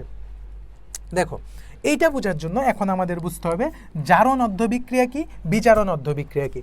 জারণ মানে কি ছারণ, ছারণ মানে কি ইলেকট্রন ত্যাগ। তার মানে যে অর্ধাংশে, যে দেখো এক অর্ধাংশে কি ইলেকট্রন ত্যাগ করে, যাকে জারণ অর্ধ বিক্রিয়া, অপর অর্ধাংশে ইলেকট্রন গ্রহণ হয়, সেটাকে হচ্ছে কি বিজারণ অর্ধ বিক্রিয়া বলা হয়। অর্থাৎ দেখো জারণ যে ইলেকট্রন ত্যাগ করে তাকে হচ্ছে বিজারক পদার্থ, আর যে ইলেকট্রন গ্রহণ করে তাকে জারক পদার্থ বলা। এখন তোমাদের মানে জারণ বিজারণ, জারক বিজারক দুইটার মধ্যে প্যাচ লাগে। তুমি মনে রাখবা টেকনিক হচ্ছে এটা জাবি, জাবি, জাবি। এই যে জাহাঙ্গীরনগর বিশ্ববিদ্যালয় আছে না, জাবি, জাবি, আমি এটাকে একটা কালার পেন দিয়ে দিচ্ছি, জাবি। দেখো জারণ বিজারণ মানে জারণের সাথে বিজারকের সম্পর্ক। দেখো এইটা হচ্ছে জারণ, এইটা হচ্ছে জারণ, আর এইটা হচ্ছে বিজারক, এইটা হচ্ছে বিজারক। তার মানে জারণ যেই কথা ওইটাই হচ্ছে বিজারক, যাবি। তুমি শুধু মনে রাখবা যাবি, কারণ জারণ বিজারণ তো একই ঘটনা না। এটা অনেকে প্যাচ লাগবে যে বিদাকে আপনি বিজারণ বুঝাচ্ছেন না, যারা একটু ট্যালেন্ট তারা বুঝে যাবে যে জারণ বিজারণ তো একই ঘটনা না। স্যার বলে দিছে যাবি, যাবি মানে কি জারণ যুগ বিজারক, তার মানে জারণ যেই কথা বিজারক একই কথা। এখন তুমি খেয়াল করো তোমাদের যে প্রবলেমটা হয়, এই প্রবলেমটা আমি বুঝতে পারি যে কোন জায়গাটায় তোমাদের প্রবলেমটা হয়। তোমাদের প্রবলেমের মেইন জায়গাটা হচ্ছে এটা, যে এখানে দেখো সোডিয়াম ইলেকট্রন ত্যাগ করেছে, সোডিয়াম তো একটা ইলেকট্রন ত্যাগ করবে। আমি তোমাকে বলেছি কি যা বি, তার মানে যে জারণ হয়েছে, তার মানে সোডিয়াম ইলেকট্রন ত্যাগ করছে না, তার মানে সোডিয়ামটা কি, সোডিয়ামটা অবশ্যই বিজারক, সোডিয়ামটা বিজারক, কারণ এ ত্যাগ করছে। যে ইলেকট্রন ত্যাগ হইলেই তো জারণ ঘটে, আর যে ত্যাগ করে ও হচ্ছে বিজারক। এই যে যাবি জারণ যুগ বিজারক, তার মানে এখানে সোডিয়ামের জারণ ঘটছে, সোডিয়াম একটা ইলেকট্রন ছেড়ে দিয়ে সোডিয়াম প্লাস হয়েছে, তার মানে সোডিয়াম ছিল শূন্য হয়েছে প্লাস, তার মানে কি হয়েছে, এটা জারণ হয়েছে। জারণ মানে এখন বিজারককে এ বিজারক, এ বিজারক, এ কিন্তু বিজারক না, কারণ এ ইলেকট্রন ছাড়ার পরে এ অবস্থায় আসছে। সোডিয়াম শূন্য যখন ছিল তখন সে ইলেকট্রন ছাড়ার পরে এ তখন প্লাস হয়েছে, এর আগে পর্যন্ত তো এ শূন্য ছিল, তার মানে বিজারকটা হয়েছে কে, এ বিজারক হয়েছে, কারণ এ ইলেকট্রন ত্যাগ করছে, এর জারণ হয়েছে। ঠিক আছে, আশা করি সবার ক্লিয়ার। এখন এইটা যদি তুমি বুঝো, তার মানে এর পুরা উল্টাটা হচ্ছে বিজারক। তার মানে তুমি যদি এখানে ক্লোরিনকে ধরো, ক্লোরিন ছিল হচ্ছে ক্লোরিন, এখন হয়ে গেছে ক্লোরাইড, তার মানে এ একটা ইলেকট্রন গ্রহণ করছে, এ একটা ইলেকট্রন গ্রহণ করছে, গ্রহণ করছে মানে কি, গ্রহণ করছে মানে কি, এর কি করছে, এর বিজারণ করছে, এর কি বিজারণ করছে, আর যার বিজারণ ঘটে ওই হচ্ছে জারক। এই যে দেখো তুমি যদি একটা জায়গায় খেয়াল রাখো, এর বিপরীত ফরম্যাটটাই হচ্ছে এইটা। আশা করি তোমাদের জারণ, বিজারণ, জারক, বিজারক, রেডক্স, এই চারটা কথা সবার ক্লিয়ার। ঠিক আছে, এই চারটা কথা সবার ক্লিয়ার। আমরা চলো আরেকটু প্র্যাকটিস করি। ঠিক আছে, আরেকটু প্র্যাকটিস করি। দেখেছো, দেখো যা বলছিলাম এটা এখানে আবার বই আলোচনা করছে, খেয়াল করো। এই যে দেখো আয়রন 2+, আমি একটু কালারটা চেঞ্জ করে দিচ্ছি, আয়রন 2+, এখানে কি দেওয়া, আয়রন 2+ দেওয়া হয়েছে, কি আয়রন 3+, তার মানে আমি বলেছি জারণ মানে ছারণ, ছারণ মানে মান বৃদ্ধি, এই যে দেখো মান বাড়ছে, তার মানে এটা একটা জারণ বিক্রিয়া। তারপরে দেখো সোডিয়াম, সোডিয়াম ছিল হচ্ছে 0 হয়েছে হচ্ছে +1, তার মানে কি মান বাড়ছে না, তার মানে এটা একটা জারণ বিক্রিয়া। আচ্ছা, তারপরে দেখো ক্লোরিন, ক্লোরিন একটা ইলেকট্রন গ্রহণ করছে, এই যে দেখো এই বিক্রিয়াটা দেখো কি দিছে, এইটা দেখো, এই যে কপার 2+, কপার 2+ প্লাস হচ্ছে একটা ইলেকট্রন সে দিছে, এখন হচ্ছে সে কপার প্লাস হয়েছে, সে একটা ইলেকট্রন গ্রহণ করছে। দেখো ছিল কিন্তু কপার 2+, ছিল কি, ছিল হচ্ছে কপার 2+, এখন সে কি হয়েছে, এখন প্লাস হয়ে গেছে, তার মানে মানের হ্রাস ঘটছে, মানের হ্রাস ঘটলে বিজারণ। আর আমরা বলেছি কি যাবি, এখন তোমাকে যদি আমি বলি যে এই দুইটার মধ্যে বা এইটার মধ্যে কে জারক এবং কে বিজারক, তুমি যাবি মনে রাখা, জারণ মানে কি মান বৃদ্ধি, এই যে মান বৃদ্ধি, তার মানে বিজারক কে, কার মান বাড়ছে, এই আয়রনের মান বাড়ছে, তার মানে 2+টা হচ্ছে বিজারক। আর এখানে তুমি খেয়াল করো, তার মানে জারণের সাথে বিজারক, তার মানে এটাকে আমি বিজা লিখতে পারি, তার মানে বিজারণের সাথে জারক। এখন তোমাকে স্যার বললো এই দুইটার মধ্যে কে জারক কে বিজারক, বা বললো এই বিজারণটা ঘটছে কার, এর বিজারণ ঘটছে, এর মান কমে গেছে, এর মান কমে গেছে না, তার মানে এ হচ্ছে জারক। মানে যা ঘটনা ঘটবে সব বিক্রিয়কে ঘটবে, উৎপাদের হিসাব নাই। আমার কথাটা কি বুঝছো, যা ঘটনা ঘটবে সব বিক্রিয়কে ঘটবে। এই যে যেমন কার মানটা কমছে, এই বিক্রিয়াটা তো একটা বিজারণ বিক্রিয়া। এখন তোমার কাছে বস্তুটা জানতে চাইছে যে এই দুইটার মধ্যে কে জারক কে বিজারক, তো যেহেতু এটা বিজারণ বিক্রিয়া তার মানে আমার জারকের হিসাব আসবে, কারণ বিজা জারকের হিসাব আসবে। এখন মানটা কমছে কার, মান তো এর কমে গেছে, তার মানে এ বিজারক, তার মানে কি এ এই যে বিজারণ বিক্রিয়া, এ হচ্ছে জারক, এর মানটা কমে গেছে তো এ হচ্ছে জারক। আশা করি এই ঘটনাটা তোমরা ক্লিয়ার হয়েছো। ঠিক আছে, আশা করি এই ঘটনাটা টোটালি ক্লিয়ার হয়েছো। আচ্ছা, এখন আমরা জারণ বিজারণ বিক্রিয়া নির্ণয় শিখব, যে কিভাবে হচ্ছে জারণ সংখ্যা বের করতে হয়। তার জন্য আমাদের কিছু পয়েন্ট জানতে হবে। যেমন দেখো এই যে এটা সোডিয়াম, ম্যাগনেসিয়াম, আয়রন ইত্যাদির জারণ সংখ্যা 0 ধরা হয়। ঠিক আছে, আবার একই পরমাণু নিয়ে গঠিত এই যে H2, এইটা মানেই তো এইটা, এগুলি তো একই হইলো তাই না, একই হইলো না, এগুলির জারণ সংখ্যা কি 0 ধরা হয়, মানে একক পরমাণু যেগুলি, হ্যাঁ এগুলির জারণ সংখ্যা কি হচ্ছে 0 ধরে কাজ করা হয়। যেমন ধরো এইটা আয়রন সালফেট, আমি এই যে এর জন্যই ফাঁক রেখেছি এই জায়গাটা, আয়রন সালফেট, এই যে আয়রন বলছে আয়রনের জারণ সংখ্যা কত, এটা একক পরমাণু না, তার মানে এটার মান 0। ঠিক আছে, এটার মান কত 0। যেমন HCl না, এইটা না, এটা এই নিয়মে যাবে না। এখন আসো জারণ সংখ্যা নির্ণয়। জারণ সংখ্যা নির্ণয়ের আগে আমাকে কিছু জিনিস মুখস্থ করতে হবে। জারণ সংখ্যা নির্ণয়ের আগে আমাকে বইয়ের এই জায়গাটা মুখস্থ করতে হবে। দেখো ধাতু সমূহে জারণ সংখ্যা ধনাত্মক, অধাতু সমূহে জারণ সংখ্যা ঋণাত্মক। নাম শুনলে বোঝা যায় ধাতু, ধাতু মানে প্লাস, আমি আগেই বলেছি, অধাতু মানে মাইনাস। তার মানে এখানে সোডিয়ামটা হচ্ছে ধাতু, তার মানে +1, আর ক্লোরিনটা হচ্ছে মাইনাস, তার মানে -1। আমি বলেছি নিরপেক্ষ পরমাণু, এদের জারণ সংখ্যা সবসময়, মানে যে এই ফরম্যাটটা দেখো আগেই দেখে আসছি, তার মানে এদের জারণ সংখ্যা কত সবসময় 0 হয়। তারপরে হচ্ছে নিরপেক্ষ যৌগের মুট, নিরপেক্ষ হইলেই 0। যেমন পানি একটা নিরপেক্ষ যৌগ, এটার মুট মান হচ্ছে 0, মানে পানি দেখলেই 0। আধান যতটা জারণ সংখ্যা ততটা, আধান ইকুয়াল টু জারণ, মনে রাখবা, এখানে আমি লিখে দিচ্ছি আধান ইকুয়াল টু জারণ। এই যে দেখো এখানে আধান কয়টা, 2টা, তার মানে জারণ সংখ্যা কত 2। এখানে আধান কয়টা, 1টা, তার মানে জারণ সংখ্যা কত +1। ক্ষার ধাতু সমূহের জারণ সংখ্যা +1, কারণ এরা 1 নম্বরে থাকে।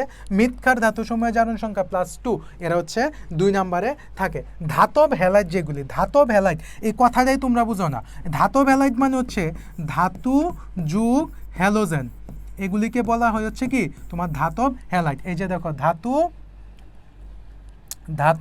এই যে এটা ধাতু যুগ হ্যালোজেন, এটাকে ধাতব হ্যালাইড, এটার জারণ সংখ্যা সবসময় -1 হয়। ঠিক আছে, এই যে ধাতু যুগ হ্যালোজেন, এটার জারণ সংখ্যা কি -1 হয়। অধিকাংশ ক্ষেত্রে হাইড্রোজেনের জারণ সংখ্যা +1। ঠিক আছে, তবে ধাতব হাইড্রাইড মানে কি, ধাতুর সাথে হাইড্রাইড যুক্ত হবে, এই যে ধাতুর সাথে হাইড্রাইড যুক্ত, সেই ক্ষেত্রে হচ্ছে -1 হয়। তারপরে হচ্ছে কিছু ক্ষেত্রে আছে, অধিকাংশ যৌগের ক্ষেত্রে হচ্ছে তোমার কি হয়, অধিকাংশ যৌগের ক্ষেত্রে হচ্ছে তোমার অক্সিজেনের জারণ সংখ্যা -2 হয়।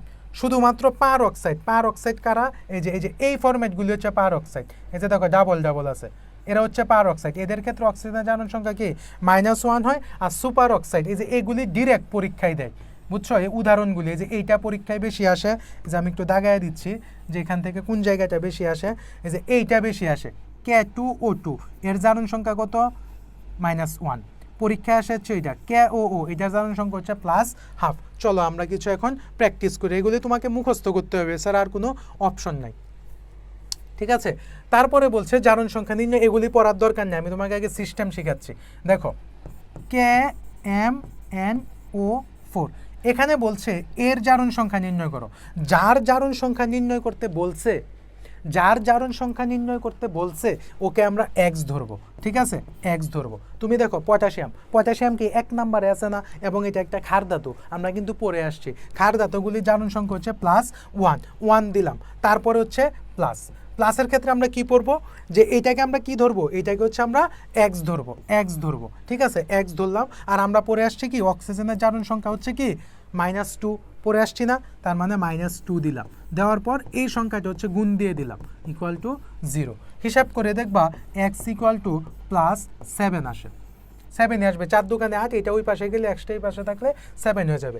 এখন তুমি যদি পরীক্ষার হলে ভুলে যাও, তাহলে তুমি কি করবা, তুমি খেয়াল রাখো অক্সিজেন কত, অক্সিজেন 2 না, এই 2 এর তুমি হচ্ছে এখানে তো 4 আছে, 2 + 4, 4 দোকানে হচ্ছে 8। ঠিক আছে, আর এখানে পটাশিয়াম কয়টা, একটা, এই 8-এর থেকে 1 বিয়োগ দিবা, তাহলে কত হচ্ছে 7। 4 দোকানে 8, একটা আছে, 1 বিয়োগ, 2টা থাকলে 2 বিয়োগ, 3টা থাকলে 3 বিয়োগ, তাহলে এখানে যেহেতু একটা আছে, 4 দোকানে 8, 8-এর থেকে গেলে কত থাকে +7। এরকম আরও কয়েকটা করি, দেখো এটা হচ্ছে শর্টকাট আর কি, বর্টকাটটা তো আমি বুঝাই দিলাম কিভাবে করবা। এই যে ধাতব হাইড্রাইডের ক্ষেত্রে সবসময় 1 হয়, যে ব্যতিক্রম হচ্ছে +1, এটা তো আমি দেখাই আসছি। এই যে দেখো অক্সিজেন কত 2 না, তাহলে 4 দোকানে 8, এই যে 4। ঠিক আছে, এই যে দেখো 4 + 2, 4 দোকানে কত 8, আচ্ছা এখানে আছে কয়টা? দুইটা।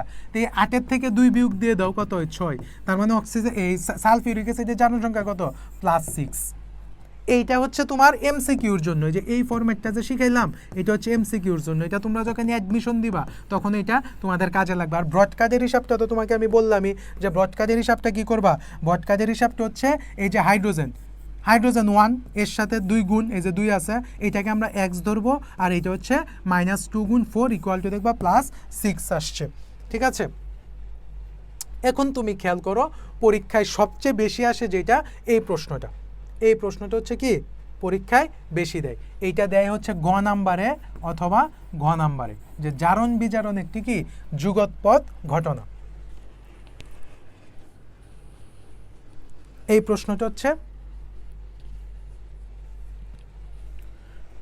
প্রশ্নটা হচ্ছে তোমার ঘ নাম্বারে দেয়, যে জারণ বিজারণ একটি কি যুগৎপদ ঘটনা। এই প্রশ্নটা সাজানোর জন্য তোমাকে প্রথম জারণ কাকে বলে, বিজারণ কাকে বলে, এই দুইটার সংজ্ঞা আগে দিতে হবে। জারক কাকে বলে, বিজারক কাকে বলে। প্রথমে হচ্ছে প্রথম স্টেপ 1 হচ্ছে 4টা সংজ্ঞা। স্টেপ 1 কি 4টা সংজ্ঞা তোমাকে লিখতে হবে। যেমন এই যে সকল রাসায়নিক বিক্রিয়া ইলেকট্রন দান করে তারা জারণ, এগুলি আমরা আলোচনা করেছি। যারা গ্রহণ করে তারা হচ্ছে বিজারণ। এই যে ইলেকট্রন যারা ত্যাগ করে এরা হচ্ছে বিজারক, আর যারা গ্রহণ করে এরা হচ্ছে জারক। এই ঘটনাটা এখন তুমি দেখো এই বিক্রিয়াটা কি।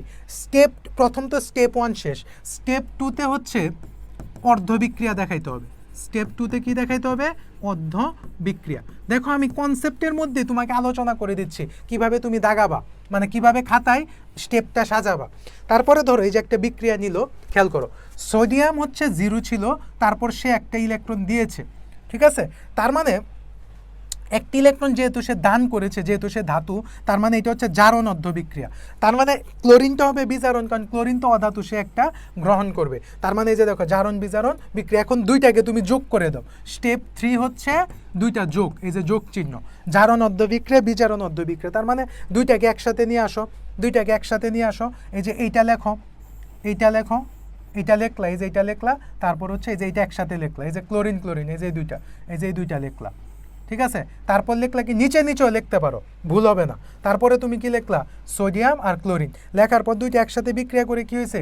সোডিয়াম ক্লোরাইড হয়েছে। কি হয়েছে? সোডিয়াম ক্লোরাইড হয়েছে। তার মানে স্টেপটা বুঝছো? তার মানে স্টেপ 3 এইটা, আর স্টেপ 4 হচ্ছে ঘটনাটা, ঘটনা। তার মানে তুমি এই বিক্রিয়াটা যেভাবে করেছো এইটার ঘটনা। তার মানে স্টেপ 1-এ কি আমরা 4টা সংজ্ঞা দিব, জারণ কাকে বলে, বিজারণ কাকে বলে, জারক কাকে বলে, বিজারক কাকে বলে। স্টেপ 2-তে আমরা সংজ্ঞা দিব, অর্ধ বিক্রিয়া দেখাবো, এবং জারণ অর্ধ বিক্রিয়া দেখাবো, বিজারণ অর্ধ বিক্রিয়া দেখাবো। স্টেপ 3-তে হচ্ছে জারণ অর্ধ বিক্রিয়া এবং বিজারণ অর্ধ বিক্রিয়া দুইটাকে আমরা যোগ করব, এবং স্টেপ 4-এ হচ্ছে এই যে ঘটনাটা ঘটাইছি এই ঘটনাটা হচ্ছে আমরা লিখবো। এই যে দেখো এই ঘটনাটা বলেছে এখানে স্পষ্ট যে ইলেকট্রন ত্যাগ করেছে, বিজারণে জারক পদার্থ ইলেকট্রন গ্রহণ করেছে। ঠিক আছে, এই ঘটনাটা হচ্ছে বলেছে ঘটনাটা। এই যে দেখো, যদি জারক পদার্থ ক্লোরিন ইলেকট্রন গ্রহণ না করতো তাহলে বিজারক পদার্থ সোডিয়াম ইলেকট্রন দান করতো না। কাজেই জারণ বিজারণ যখন ঘটবে, যখন একটা বিক্রিয়াতে জারণ ঘটবে তখন সেই বিক্রিয়াতেই বিজারণ ঘটবে। অর্থাৎ জারণ বিজারণ একটি যুগৎপদ অথবা সিমুলটেনিয়াস প্রসেস। ইংলিশটা জেনে রাখতে হবে, সিমুলটেনিয়াস প্রসেস।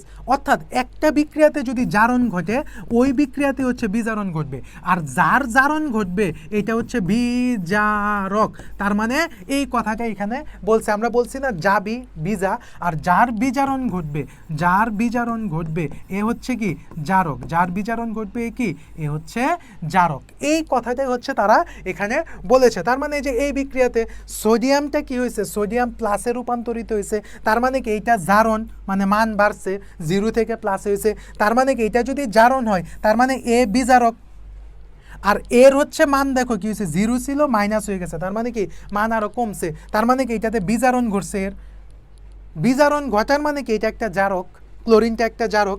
এই কথাটা হচ্ছে এখানে বলেছে। এই কথাটাই টোটালি এখানে তার একটু পেঁচায় বলেছে। এখন দেখবা জিনিসটা তোমার কাছে ক্লিয়ার হয়ে যাবে। কি বললাম? যে বিজারক পদার্থ মানে জারণ, তার মানে কি বিজারক পদার্থ হচ্ছে ইলেকট্রন ত্যাগ করেছে, আর বিজারণে জারক পদার্থ ইলেকট্রনটা গ্রহণ করেছে।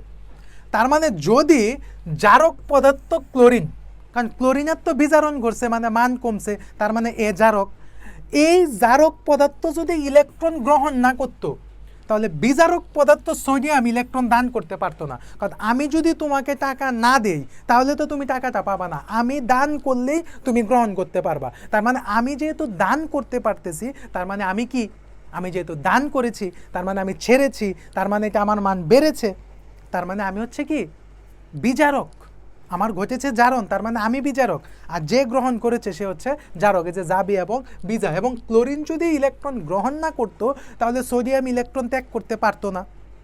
তার মানে এরা একজন আরেকজনের উপর নির্ভরশীল। এই ঘটনাটা এখানে ঘটেছে। অর্থাৎ বলা যায় যখনই কোনো কিছুর জারণ ঘটবে সাথে সাথে ওইটার বিজারণও ঘটবে। অর্থাৎ আমরা বলতে পারি জারণ বিজারণ কি একটা যুগোৎপদ বা সিমন্টেনিয়াস প্রসেস। ওকে, এখন দেখো এই যে এই প্রশ্নটা বলছে সোডিয়াম বলছে 1 নং সমীকরণটি রেডক্স বিক্রিয়া সমীকরণ সহ ব্যাখ্যা করো। হ্যাঁ, 1 নং বিক্রিয়াটা অবশ্যই রেডক্স বিক্রিয়া, তুমি কিভাবে লিখবা ওইটা হচ্ছে আমি এখানে তোমাদের হচ্ছে লিখে দিয়েছি। প্রশ্নের প্যাটার্নটা কিভাবে করবা খেয়াল করো। রেডক্স বিক্রিয়ার এই যে দেখো বলেছে যে এই উদ্দীপকটা দেখো 1 নং বিক্রিয়াটি রেডক্স বিক্রিয়া ব্যাখ্যা করো। স্টেপ 1 কি, জারণ বিজারণের সংজ্ঞা দিবা, ওই যে ওইটা। তারপরে সমতাকৃত দেখাবা, যেমন কীরকম, এই যে দেখো সোডিয়াম কী হয়েছে, সোডিয়াম থেকে সোডিয়াম 2 হয়ে গেছে। ঠিক আছে, এই বিক্রিয়াটা এখন লেখো। লেখার পরে তোমার কি হচ্ছে দেখো, লেখার পরে তুমি যদি বিক্রিয়াটা করতে চাও, এখন বেসিক বিক্রিয়াটা কি হচ্ছে, এইটা যদি আমি বিক্রিয়া করি Na আর হচ্ছে O2, তাহলে বিক্রিয়াটা কি হচ্ছে Na2 হচ্ছে না, বিক্রিয়াটা তো এরকম হচ্ছে। কারণ কি, এই যে যোজনের ইন্টারচেঞ্জ ঘটে, দেখেছো কোন জায়গার বেসিক কোন জায়গায় কাজে লাগে, যোজনের ইন্টারচেঞ্জ ঘটে। এখন সোডিয়াম হয়ে গেছে কয়টা, সোডিয়াম হয়ে গেছে তো 2টা, বাট এখানে সোডিয়াম হচ্ছে 1টা, তার মানে এখানে আমি 2 দিতে হবে আমাকে। এইখানে যদি আমি 2 দেই, ধরো এখানে আমাকে 2 দিতে হবে, 2 দিলাম, এখন সোডিয়াম হয়েছে 2টা। বাট তুমি কি খেয়াল করেছো, এখানে অক্সিজেন তো 2টা, কিন্তু এখানে তো অক্সিজেন আমার 1টা, তার মানে এইখানে আমার অক্সিজেন, কারণ এইখানের মানটা 2জনই পায়, তার মানে এখন দেখো আমার অক্সিজেন 2টা হয়ে গেছে, বাট সোডিয়াম তো এখন 4টা হয়ে গেছে, যার কারণে আমাকে এই যে এই 4 দিতে হয়েছে। বুঝেছো ঘটনাটা, যার কারণে কি আমাকে এখানে 4 দিতে হয়েছে। এখন দেখো সোডিয়াম 4টা অক্সিজেন 2টা, এই যে সোডিয়াম 4টা অক্সিজেন 2টা, এই যে দেখো সোডিয়াম 4টা অক্সিজেন 2টা, এই যে সোডিয়াম 4টা অক্সিজেন 2টা আমার মিলে গেছে। এইটাকে বলছি আমি সমতাকৃত। স্টেপ 2, তারপরে এটার আয়নিক রূপ দেখাও। কিভাবে আয়নিক রূপ, আয়নিক রূপ তো দেখানোর কিছুই নাই, শুধু আয়ন করে দিবা। এটা হচ্ছে প্লাস আর এটা হচ্ছে মাইনাস, মানে 2 মাইনাস হবে, কারণ এর যোজনী 2, যা আছে সব আগের মতোই থাকবে। তারপরে তুমি এটার জারণ অর্ধ বিক্রিয়া দেখো, বিজারণ অর্ধ বিক্রিয়া দেখো। তো জারণ অর্ধ বিক্রিয়াটা কি, জারণ মানে ছাড়ন, এই যে সে 4টা ইলেকট্রন ছাড়বে, এই যে দেখো 4টা ইলেকট্রন ছেড়ে দিছে। আর এ কি করবে, 4টি ইলেকট্রন গ্রহণ করবে, এই যে 4টা ইলেকট্রন সে গ্রহণ করছে। অর্থাৎ ঘটনাটা হচ্ছে এরকম, এ যদি গ্রহণ না করতো এ দান করতে পারতো না, তার মানে এটা একটা রেডক্স বিক্রিয়া। আমরা বলেছি না জারণ বিজারণ মানে রেডক্স ইকুয়াল টু জারণ বিজারণ, এই ঘটনাটাই হচ্ছে তারা এখানে তোমাকে বলেছে। হ্যাঁ, এইভাবে হচ্ছে সাজাবা। তারপরে বলছে দেখো এস এর জারণ সংখ্যা নির্ণয় করো এ যৌগে। তাহলে এটাকে হচ্ছে তুমি এ যৌগে কি আসে, এস চাইছে মানে সালফার, তখন তুমি এখানে কি আসে ম্যাগনেসিয়াম সালফেট হয় বিক্রিয়াটা। তার মানে কি এইটাকে এক্স ধরবা, এইটাকে হচ্ছে +1 ধরবা, আর এইটাকে হচ্ছে কি -2 প্লাস is into 4, তারপরে হিসাব করবা কত আসে। আমি তো মুখে মুখে সিস্টেম শিখিয়ে দিছি যে 4 দোকানে 8, 8-এর থেকে 1 চলে গেলে কত থাকে +7, 8-এর থেকে 1ই তো যাবে, হ্যাঁ 8-এর থেকে 1 গেলে +7। আর ঘটনাটা তো হচ্ছে এরকম যেগুলো আমরা আগে শিখে আসছি। বলছে উদ্দীপকে সংগঠিত বিক্রিয়া দুটির মধ্যে একটা রেডক্স বিক্রিয়া হলো, অন্যটি নন রেডক্স বিক্রিয়া। অর্থাৎ দেখতে হবে যে কোনটাতে জারণ করতেছে কোনটাতে বিজারণ করতেছে। যে দেখো এটা কিন্তু দেখলেই বোঝা যায় যে এটা একটা রেডক্স বিক্রিয়া, আর এটা দেখলে কিন্তু বোঝা যায় না এটা একটা নন রেডক্স বিক্রিয়া। কেন, কারণ এখানে কোনো পরিবর্তন হচ্ছে না, বিক্রিয়া শুধু ঘটছে। যে কিভাবে বিক্রিয়া ঘটে মানে প্রতিস্থাপন, এই বিক্রিয়াগুলো আমরা সামনে আলোচনা করবো। বাট এইটা তুমি দেখো এই যে এখানে 2 আসছে, এখানে 2 আসছে, তার মানে এরকম দেখেই বোঝা যাচ্ছে যে এটা একটা রেডক্স বিক্রিয়া। তারপরে আমি প্যাটার্নটা যেভাবে সাজিয়ে দিয়েছি ওইভাবে হচ্ছে তুমি সাজাবা। তারপরে যে উদ্দীপকের 1 নং বিক্রিয়াটি একটি জারণ বিজারণ যুগোৎপদভাবে সংঘটিত হয়, সেম ঘটনা। এই যে দেখো 3 থেকে 2 হয়েছে, তার মানে বোঝাই যাচ্ছে এটা একটা জারণ বিজারণ ঘটনা। আবার 2 থেকে 3 হবে, ওই যে কনসেপ্টটা আমরা পড়ে আসছি। দেখো এইটার উপরে কত প্রশ্ন আসছে। তারপরে বলছে সালফারের জারণ মান নির্ণয় করো, এটা আমরা, তার মানে এটা কি হবে সোডিয়াম সালফেট। এটা হবে। উদ্দীপকের বিক্রিয়াটি ওই জারণ বিজারণ বিক্রিয়া সংঘটিত হয়নি। উদ্দীপকের বিক্রিয়াটিতে হ্যাঁ এটা তো জারণ বিজারণ বিক্রিয়া সংঘটিত হয়নি, এখানে প্রতিস্থাপন করছে। দেখছো এখানে কি প্রতিস্থাপন করছে, এখানে তো জারণ বিজারণ কি ইলেকট্রনের 2 3 এগুলির মান সংখ্যা কমবে বাড়বে, ঠিক আছে। তারপরে এখানে তোমাকে বলছে দেখো কার্বনের জারণ মান বের করো, তারপরে 1 নং বিক্রিয়ায় জারণ বিজারণ বিক্রিয়া ঘটেছে এইটা।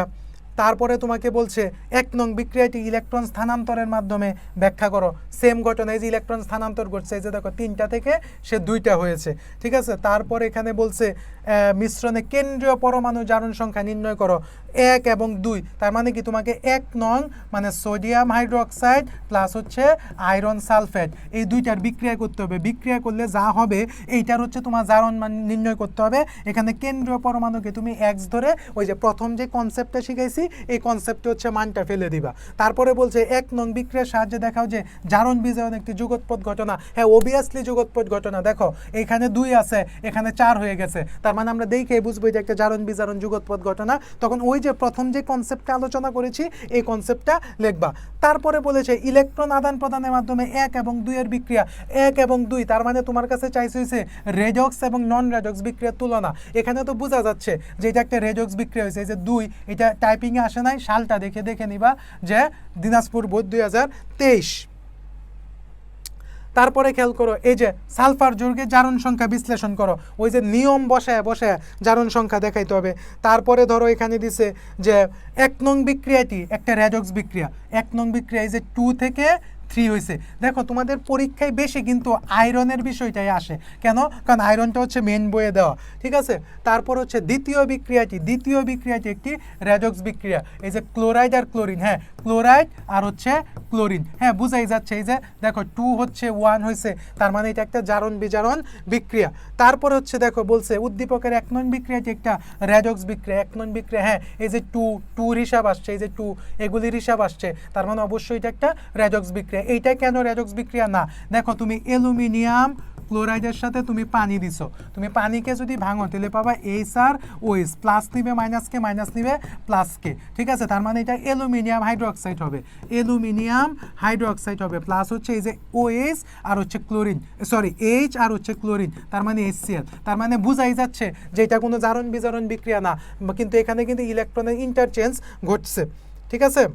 অনেক প্রশ্ন আসছে এটা থেকে, অনেক প্রশ্ন। দেখো প্রায় 26টা প্রশ্ন এখন পর্যন্ত আমরা এটার ভিতর থেকে পাইছি যে 2 নং বিক্রিয়া একই সাথে জারণ বিজারণ এবং একই সাথে, এইটা এখন পড়ার দরকার নাই। তুমি 2 নং বিক্রিয়াকে জারণ বিজারণ বলা যাবে কিনা, যে 2 নং বিক্রিয়াকে আমরা জারণ বিজারণ বিক্রিয়া বলতে পারবো না। কেন বলতে পারবো না? যে এখানে কিন্তু ইলেকট্রন বুঝাই যায় যে এখানে ইলেকট্রনের কোনো আদান প্রদান হয় না, তার মানে এটা একটা প্রতিস্থাপন বিক্রিয়া। এখন এই বিক্রিয়া কোনটা কি এটা আমরা নেক্সট ক্লাসে হচ্ছে আলোচনা করব।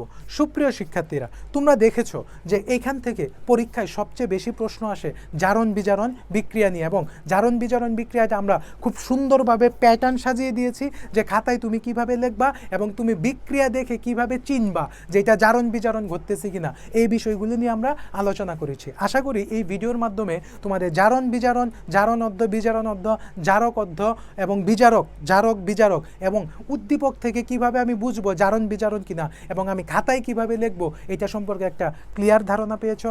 আজকের এই বৃহৎ ক্লাসটি এবং খুবই গুরুত্বপূর্ণ ক্লাসটি এখানেই সমাপ্ত হইল। সকলকে ধন্যবাদ।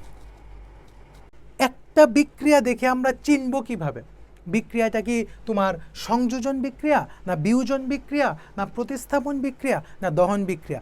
এইটা আগের ক্লাসটা বড় হইলো, এই ক্লাসটা তোমাদের খুবই একটা ছোট এবং খুবই বেসিক ক্লাস, তাই কাজেই তোমরা এটা গুরুত্বপূর্ণ, এখান থেকে একটা প্রশ্ন আসে পরীক্ষায়। আচ্ছা দেখো আমরা এই 4টা বিক্রিয়া সম্পর্কে ক্লিয়ার ধারণা নেব যে কোনটা সংযোজন বিক্রিয়া, কোনটা বিয়োজন বিক্রিয়া, কোনটা প্রতিস্থাপন বিক্রিয়া এবং কোনটা দহন বিক্রিয়া। আচ্ছা আগে আমরা হচ্ছে শুরু করব হচ্ছে সংযোজন বিক্রিয়া। দেখো তুমি দেখেই বুঝতেছো, তোমাকে বলছেই সে সংযোজন বিক্রিয়া, তার মানে কি এখানে সংযোগ হবে, কোনো পরিবর্তন হবে না, এখানে কি সংযোগ ঘটবে, এখানে কি সংযোগ ঘটবে। দেখো এই জায়গাটা বাদ দাও, এগুলি সব বাদ দেওয়া। দেখো আজকে আমরা শিখবো হচ্ছে সংযোজন বিক্রিয়া। সংযোজন বিক্রিয়া মানেই হচ্ছে সংযোগ করা। চলো আমরা উদাহরণের মাধ্যমে জিনিসটা ক্লিয়ার হই। যেমন দেখো এখানে আছে নাইট্রোজেন আর হচ্ছে হাইড্রোজেন, আমি লিখলাম নাইট্রোজেন যোগ হাইড্রোজেন। আচ্ছা, তো নাইট্রোজেন কত 2, হাইড্রোজেন হচ্ছে 2, দুইটা মিলে কি হয়েছে আমরা জানি নাইট্রোজেন এবং হাইড্রোজেনের বিক্রিয়ায় অ্যামোনিয়া তৈরি হয়। এখন তুমি খেয়াল করো এইখানে নাইট্রোজেন কয়টা, এখানে নাইট্রোজেন আছে 2টা, বাট এখানে নাইট্রোজেন কয়টা, একটা, তার মানে এখানে 2 দিতে হবে। এখানে 2 দেওয়ার অর্থ হচ্ছে যে এখানে নাইট্রোজেন কয়টা হইলো, নাইট্রোজেন হইলো হচ্ছে 2টা, এই যে নাইট্রোজেন 2টা, তার মানে আমার এই হিসাব শেষ। এখানে হাইড্রোজেন কয়টা হইলো, হাইড্রোজেন টোটাল হচ্ছে 6টা, বাট এখানে হাইড্রোজেন কয়টা, 2টা। এখন আমাকে 6 বানানোর জন্য কি করতে হবে, এখানে 3 দিতে হবে, এখানে 3 দিতে হবে। তার মানে হচ্ছে আমরা ছিলাম সংযোজন বিক্রিয়াতে, সংযোজন বিক্রিয়াটা আমরা দেখিয়েছি যে কিভাবে সংযোজন বিক্রিয়াটা হয়। ওকে, তারপরে দেখো হচ্ছে বিয়োজন বিক্রিয়া।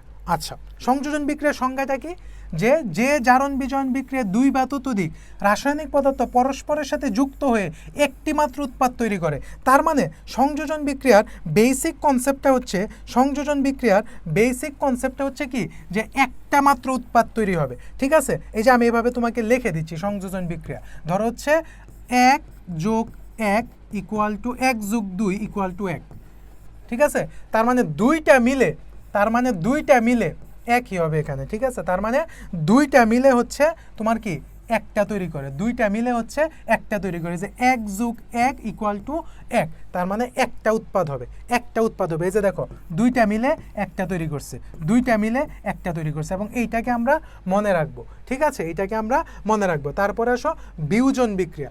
বিয়োজন বিক্রিয়ার কথাটা হচ্ছে একটা থেকে 2টা তৈরি হবে, একটা থেকে 2টা তৈরি হবে। এই জায়গাগুলি খেয়াল রাখতে হবে, তাহলে পরীক্ষার হলে আটকাবা না। বিয়োজন বিক্রিয়া মানে কি, সংযোজন বিক্রিয়া মানে হচ্ছে তোমার 2টা থেকে একটা হবে, আর বিয়োজন বিক্রিয়া মানে হচ্ছে কি একটা থেকে 2টা হবে। এই যে দেখো PCl5কে তুমি যদি ভাঙতে চাও, তোমাকে আগে তুমি ক্লোরিনটাকে আলাদা করে দাও, ক্লোরিনটাকে আলাদা করে দিছো।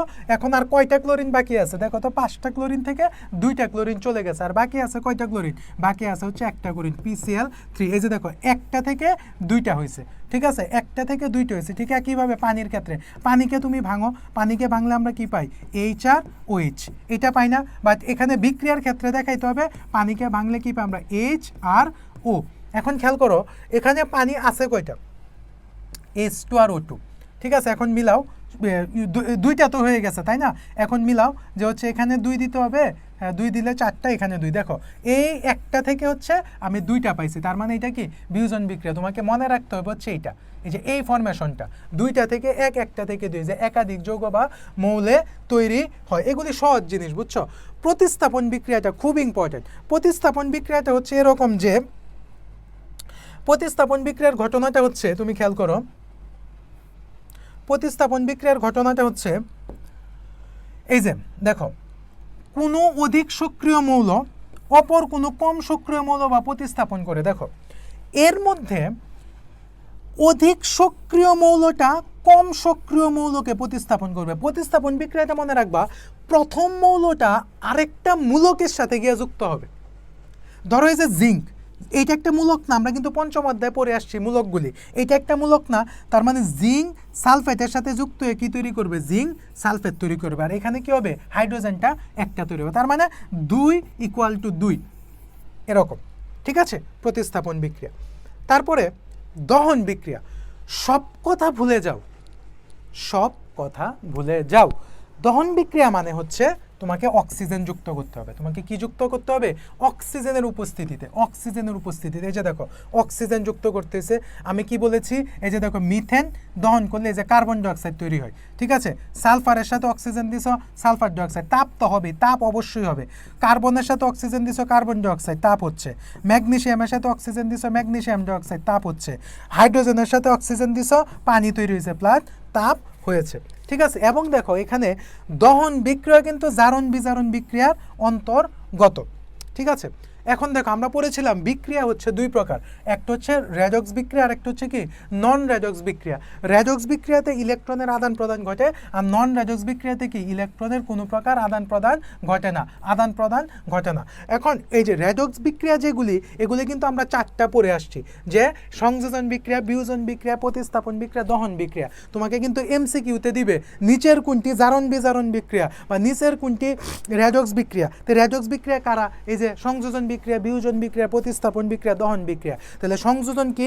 সংযোজন মানে আমি বলেছি 2 1 + 1 = 1, মানে দুইটা থেকে একটা প্রোডাক্টে পরিণত হবে। আমি তোমাকে বলেছি হচ্ছে বিয়োজন বিক্রিয়া, বিয়োজন মানে কি একটা থেকে দুইটা হবে। আমি তোমাকে প্রতিস্থাপন বিক্রিয়া বলেছি, প্রতিস্থাপন বিক্রিয়া কি একটা থাকে মৌল আর একটা থাকবে হচ্ছে যৌগ। তার মানে মৌলটা যৌগের মানে ওই মূলকের সাথে, মৌলটা মূলকের সাথে যুক্ত হবে। আমরা মূলকগুলি পঞ্চম অধ্যায়ে পড়েছি, যেমন জিঙ্কের সাথে আমরা সালফিউরিক অ্যাসিড দিলাম, জিঙ্কটা ওই সালফেটের সাথে যুক্ত হয়েছে, তার মানে জিঙ্ক সালফেট, আর হচ্ছে ওই যে এইচটা আলাদা হয়ে গেছে। আশা করি বুঝেছো। আর দহন মানে আমরা কি পড়েছি, যে দহন মানে তাপ উৎপন্ন হবে আর অক্সিজেন থাকবে, তাহলে সেটা দহন বিক্রিয়া। আমরা এখন পড়বো হচ্ছে নন রেডক্স বিক্রিয়া। নন রেডক্স বিক্রিয়া হচ্ছে দুইটা, একটা হচ্ছে প্রশমন বিক্রিয়া আর একটা হচ্ছে অধক্ষেপণ বিক্রিয়া। তো প্রশমন বিক্রিয়ার কথা সহজ মনে রাখবা, যে প্রশমন বিক্রিয়া চিনার উপায় হচ্ছে অ্যাসিড যোগ ক্ষার = লবণ যোগ পানি। ঠিক আছে, লবণ যোগ পানি। এই যে দেখো অ্যাসিড, HCl একটা অ্যাসিড আর সোডিয়াম হাইড্রোক্সাইড একটা ক্ষার, দুইটা বিক্রিয়া করছে কিভাবে, এই যে প্লাস এই যে মাইনাস, এই যে প্লাস এই যে মাইনাস, প্লাসের সাথে মাইনাস, মাইনাসের সাথে প্লাস, তার মানে এই যে দেখো এই দুইটা মিলে পানি তৈরি হবে, এই যে পানি তৈরি হয়েছে। ঠিক আছে, আর এ আর এ মিলে অ্যাসিড তৈরি লবণ তৈরি করবে, এই যে লবণ তৈরি করছে। তার মানে কি তুমি খেয়াল করেছো, অ্যাসিড যোগ ক্ষার = লবণ যোগ পানি। আর মনে রাখবা প্রশমন বিক্রিয়াতে সবসময় এক অণু পানি তৈরি হয়। কয় অণু পানি? এক অণু পানি তৈরি হয়। এই যে অ্যাসিড যোগ বিক্রিয়া = কি লবণ যোগ, অ্যাসিড যোগ ক্ষার = লবণ যোগ পানি।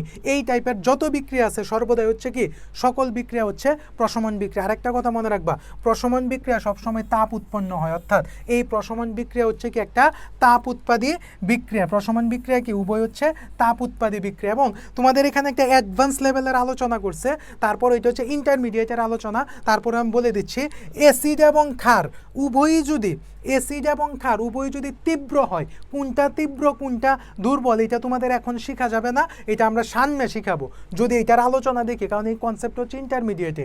এই কনসেপ্টটা বোঝার আগে তোমাকে আরও কিছু কনসেপ্ট বুঝে নিতে হবে। এখন শুধু এই কথাটাই মনে রাখো যে অ্যাসিড এবং ক্ষার উভয়ই যদি তোমার তীব্র হয় তাহলে এটার মান হবে -57.34 কিলোজুল। ঠিক আছে, এইটা পরীক্ষায় আসে। ওকে, তারপরে দেখো আমরা পড়বো, এই যে দেখো এই যে এই যে এই যে এই যে এই যে এই জায়গাটা দিয়েছে এটা। ঠিক আছে, কিলো ঝোল। অ্যাসিড এবং ক্ষারক হিসেবে কখনো, এই যে দেখো অ্যাসিড হিসেবে আমরা যে কোনো তীব্র অ্যাসিড নিই না কেন, প্রতি ক্ষেত্রে হাইড্রোজেন প্লাস আয়ন সরবরাহ করবে। অ্যাসিডের কাজই হচ্ছে H+ সরবরাহ করা, অ্যাসিডের কাজই কি H+ সরবরাহ করা, আর ক্ষারের কাজ হচ্ছে OH সরবরাহ করা। এটা মনে রাখবা, এই দুইটা কথা। অ্যাসিডের কাজই হচ্ছে H+ আর ক্ষারের কাজ হচ্ছে OH-। এই যে 1 মোল পানি, দেখছো এই কথাটা আমি তোমাকে আগেই বলে দিছি যে প্রশমন বিক্রিয়ার ঘটনা হচ্ছে সে 1 মোল পানি তৈরি করবে। এখন দেখো অধক্ষেপ বিক্রিয়া, অধক্ষেপ বিক্রিয়াটা খুবই ইম্পর্ট্যান্ট, তুমি এই কথাগুলি দেখলে বুঝবা না। অধক্ষেপ বিক্রিয়ার ইংলিশ হচ্ছে প্রিসিপিটেশন রিঅ্যাকশন। অধক্ষেপণ মানেই হচ্ছে একটা অদ্রবণীয় পদার্থ থাকবে, অদ্রবণীয় থাকবে। অদ্রবণীয় থাকবে মানে কি সে কখনো দ্রবীভূত হবে না। চলো আমরা উদাহরণের সাহায্যে বিষয়টা ক্লিয়ার হই। দেখো এই যে সোডিয়াম ক্লোরাইড আর হচ্ছে সিলভার নাইট্রেট, আমরা আগে প্লাস মাইনাস করে নিই, এটা প্লাস এটা মাইনাস, এটা প্লাস আর এটা তো মাইনাস হবেই। তার মানে কি প্লাসের সাথে মাইনাস, তার মানে এই প্লাসের সাথে কি মাইনাস, প্লাসের সাথে মাইনাস, এই যে প্লাসের সাথে মাইনাস, তার মানে সিলভার ক্লোরাইড। আর সোডিয়াম নাইট্রেট, সোডিয়াম নাইট্রেট। আচ্ছা, এর মধ্যে দেখো এই সিলভার ক্লোরাইডটা হচ্ছে সলিড, এইটা পানিতে আর দ্রবীভূত হবে না, কারণ কঠিন পদার্থ কি পানিতে দ্রবীভূত হয়? তুমি যদি একটা, এই যে এটা একটা কঠিন পদার্থ, এই পেনটাকে যদি তুমি পানির ভিতরে দাও তাহলে সে দ্রবীভূত হবে, সে অধক্ষিপ্ত হয়ে থাকবে, সে তলানি হিসেবে থাকবে, এই যে এই চিহ্ন দিয়ে দিছে। ঠিক আছে, এইটাই অধক্ষেপ হিসেবে জমা। যেমন ধরো হচ্ছে সোডিয়াম সালফেট, সোডিয়ামটা হচ্ছে প্লাস, সালফেটটা হচ্ছে মাইনাস, বেরিয়ামটা হচ্ছে প্লাস, ক্লোরিনটা হচ্ছে মাইনাস। তার মানে প্লাস নিবে মাইনাসকে, মাইনাস নিবে প্লাসকে। তার মানে এই যে দেখো সোডিয়াম প্লাস নিবে মাইনাসকে, এই যে দেখো প্লাস নিবে মাইনাসকে, তার মানে কি বেরিয়াম সালফেট, এই যে বেরিয়াম সালফেট। তার মানে কি এখানে সোডিয়াম ক্লোরাইড, এখানে কি সোডিয়াম ক্লোরাইড। এর মধ্যে তুমি খেয়াল করো সোডিয়াম ক্লোরাইডটা তো লবণ, তার মানে পানির মধ্যে সে মিশে গেছে। এই যে বেরিয়াম সালফেটটা হচ্ছে সলিড, এইটা অধক্ষেপ হিসেবে বা তলানি হিসেবে থাকবে। ঠিক আছে, এই যে দেখো অ্যাকোয়াস কথাটা এখন আসছে। অ্যাকোয়াস কথাটা আসছে, তার মানে কি এটা জলীয় দ্রবণ, ঠিক আছে, তার মানে এটা তো পানিতে মিশে যাবে, এইটা মিশবে না। আশা করি তোমরা প্রশমন বিক্রিয়াটা এবং অধক্ষেপণ বিক্রিয়াটা আর অধক্ষেপণ চিহ্নটা এইভাবে দেওয়া হয়, ঠিক আছে, তোমরা খুব ক্লিয়ারলি বুঝতে পেরেছো। এখন আমরা দেখব যে বিশেষ ধরনের কিছু রাসায়নিক বিক্রিয়া। এই বিশেষ ধরনের রাসায়নিক বিক্রিয়াটা তোমার রেডক্স বিক্রিয়ার মধ্যেও পড়ে না, নন রেডক্স বিক্রিয়ার মধ্যেও পড়ে না, এই বিশেষ ধরনের রাসায়নিক বিক্রিয়াটা। চলো আমরা ওই বিক্রিয়াগুলি একটু দেখি। দেখো, প্রথম হচ্ছে আর্দ্র বিশ্লেষণ বিক্রিয়া। আর্দ্র বিশ্লেষণ বিক্রিয়া যে কথা, পানি বিশ্লেষণ বিক্রিয়া একই কথা, এটাকে বলা হয় হচ্ছে হাইড্রোলাইসিস, ঠিক আছে। এবং আর্দ্র বিশ্লেষণ বিক্রিয়ার ঘটনাটা হচ্ছে এখানে আমাকে পানি যোগ করতে হবে। এখানে কি যুক্ত হবে? পানি যুক্ত করতে হবে। বলেছে কোনো রাসায়নিক বিক্রিয়ায় বিক্রিয়ক হিসেবে পানি, খুবই গুরুত্বপূর্ণ কথা, যেহেতু তোমাকে বলছে পানি বিশ্লেষণ বিক্রিয়া বা আর্দ্র বিশ্লেষণ বিক্রিয়া, যৌগের সাথে বিক্রিয়া করে উৎপাদ উৎপন্ন করলে তাকে আর্দ্র বিশ্লেষণ বিক্রিয়া বলা হয়। যেমন আমি যদি তোমার পানিকে ভাঙি তাহলে পাবো হচ্ছে এইচ আর ওএইচ, ঠিক আছে, তার মানে এইটা প্লাস এইটা মাইনাস, আর এইটা প্লাস এইটা মাইনাস, তার মানে আমার প্লাস নিবে মাইনাসকে, মাইনাস নিবে প্লাসকে, তার মানে এইটা প্লাস হয়েছে এইটা মাইনাস হয়েছে, তার মানে কি, এই যে দেখো সিলিকন হাইড্রোক্সাইড, সিলিকন হচ্ছে 4, তার মানে এখানে 4 চলে আসছে, আর ক্লোরিন নিচে হচ্ছে মাইনাসকে, এই যে প্লাস মাইনাস, তার মানে হাইড্রোক্লোরিক অ্যাসিড, যেহেতু এখানে 4 আছে এখানে আমি 4 দিয়েছি। এখন তুমি খেয়াল করো এখানে কিন্তু পানি যুক্ত হয়েছে, পানি যুক্ত হয়ে হচ্ছে এই যে সিলিকন ডাইঅক্সাইড তৈরি হয়েছে। ঠিক একইভাবে তুমি যদি পরেরটা যদি দেখো, এই যে এটা দেখো অ্যালুমিনিয়াম, এই যে এখানে দেখো কি যুক্ত হয়েছে, এখানে হচ্ছে পানি যুক্ত হয়েছে, পানি যুক্ত হয়ে গিয়েছে, এটা প্লাস এটা মাইনাস, এটা পানিকে বাংলা আমি পাই এইচ আর ওএইচ, তার মানে কি এইটা প্লাস এটা হচ্ছে মাইনাস, তার মানে প্লাস নিবে মাইনাসকে, মাইনাস নিবে প্লাসকে, এইটা প্লাস এ নিবে এসকে, এই যে অ্যালুমিনিয়াম হাইড্রোক্সাইড, ঠিক আছে। আর হচ্ছে এখানে ক্লোরিন, ক্লোরিনটা নিবে হচ্ছে মাইনাস প্লাস, এই যে HCl তৈরি হয়েছে, তার মানে এটা সলিড, তার মানে দেখো এই যে এইগুলি হচ্ছে পানি যোজন বা তোমার আর্দ্র বিশ্লেষণ বিক্রিয়া, যেটা পানি সহযোগী হয়, মানে মেইন কথা হচ্ছে বিক্রিয়কে পানি যুক্ত থাকবে, বিক্রিয়ক হিসাবে পানি থাকবে, এটা হচ্ছে মেইন কথা। যে আর্দ্র বিশ্লেষণ বা পানি বিশ্লেষণে মেইন কথা কি, বিক্রিয়ক ইকুয়াল টু পানি, বিক্রিয়ক ইকুয়াল টু কি পানি থাকবে, এবং বিক্রিয়া কিভাবে হয় আমরা বলেছি প্লাস মাইনাস মাইনাস প্লাস এভাবে যুক্ত হবে। তারপর হচ্ছে পানি যোজন বিক্রিয়া। পানি যোজন বিক্রিয়া মনে রাখবা, এইটার মেইন কথাটা হচ্ছে এখানে স্ফটিক তৈরি হবে, কি তৈরি হবে? স্ফটিক বা ক্যালাস, এবং সেইটা পানি যোজন, তার মানে আমাকে পানি যোগ করতে হবে।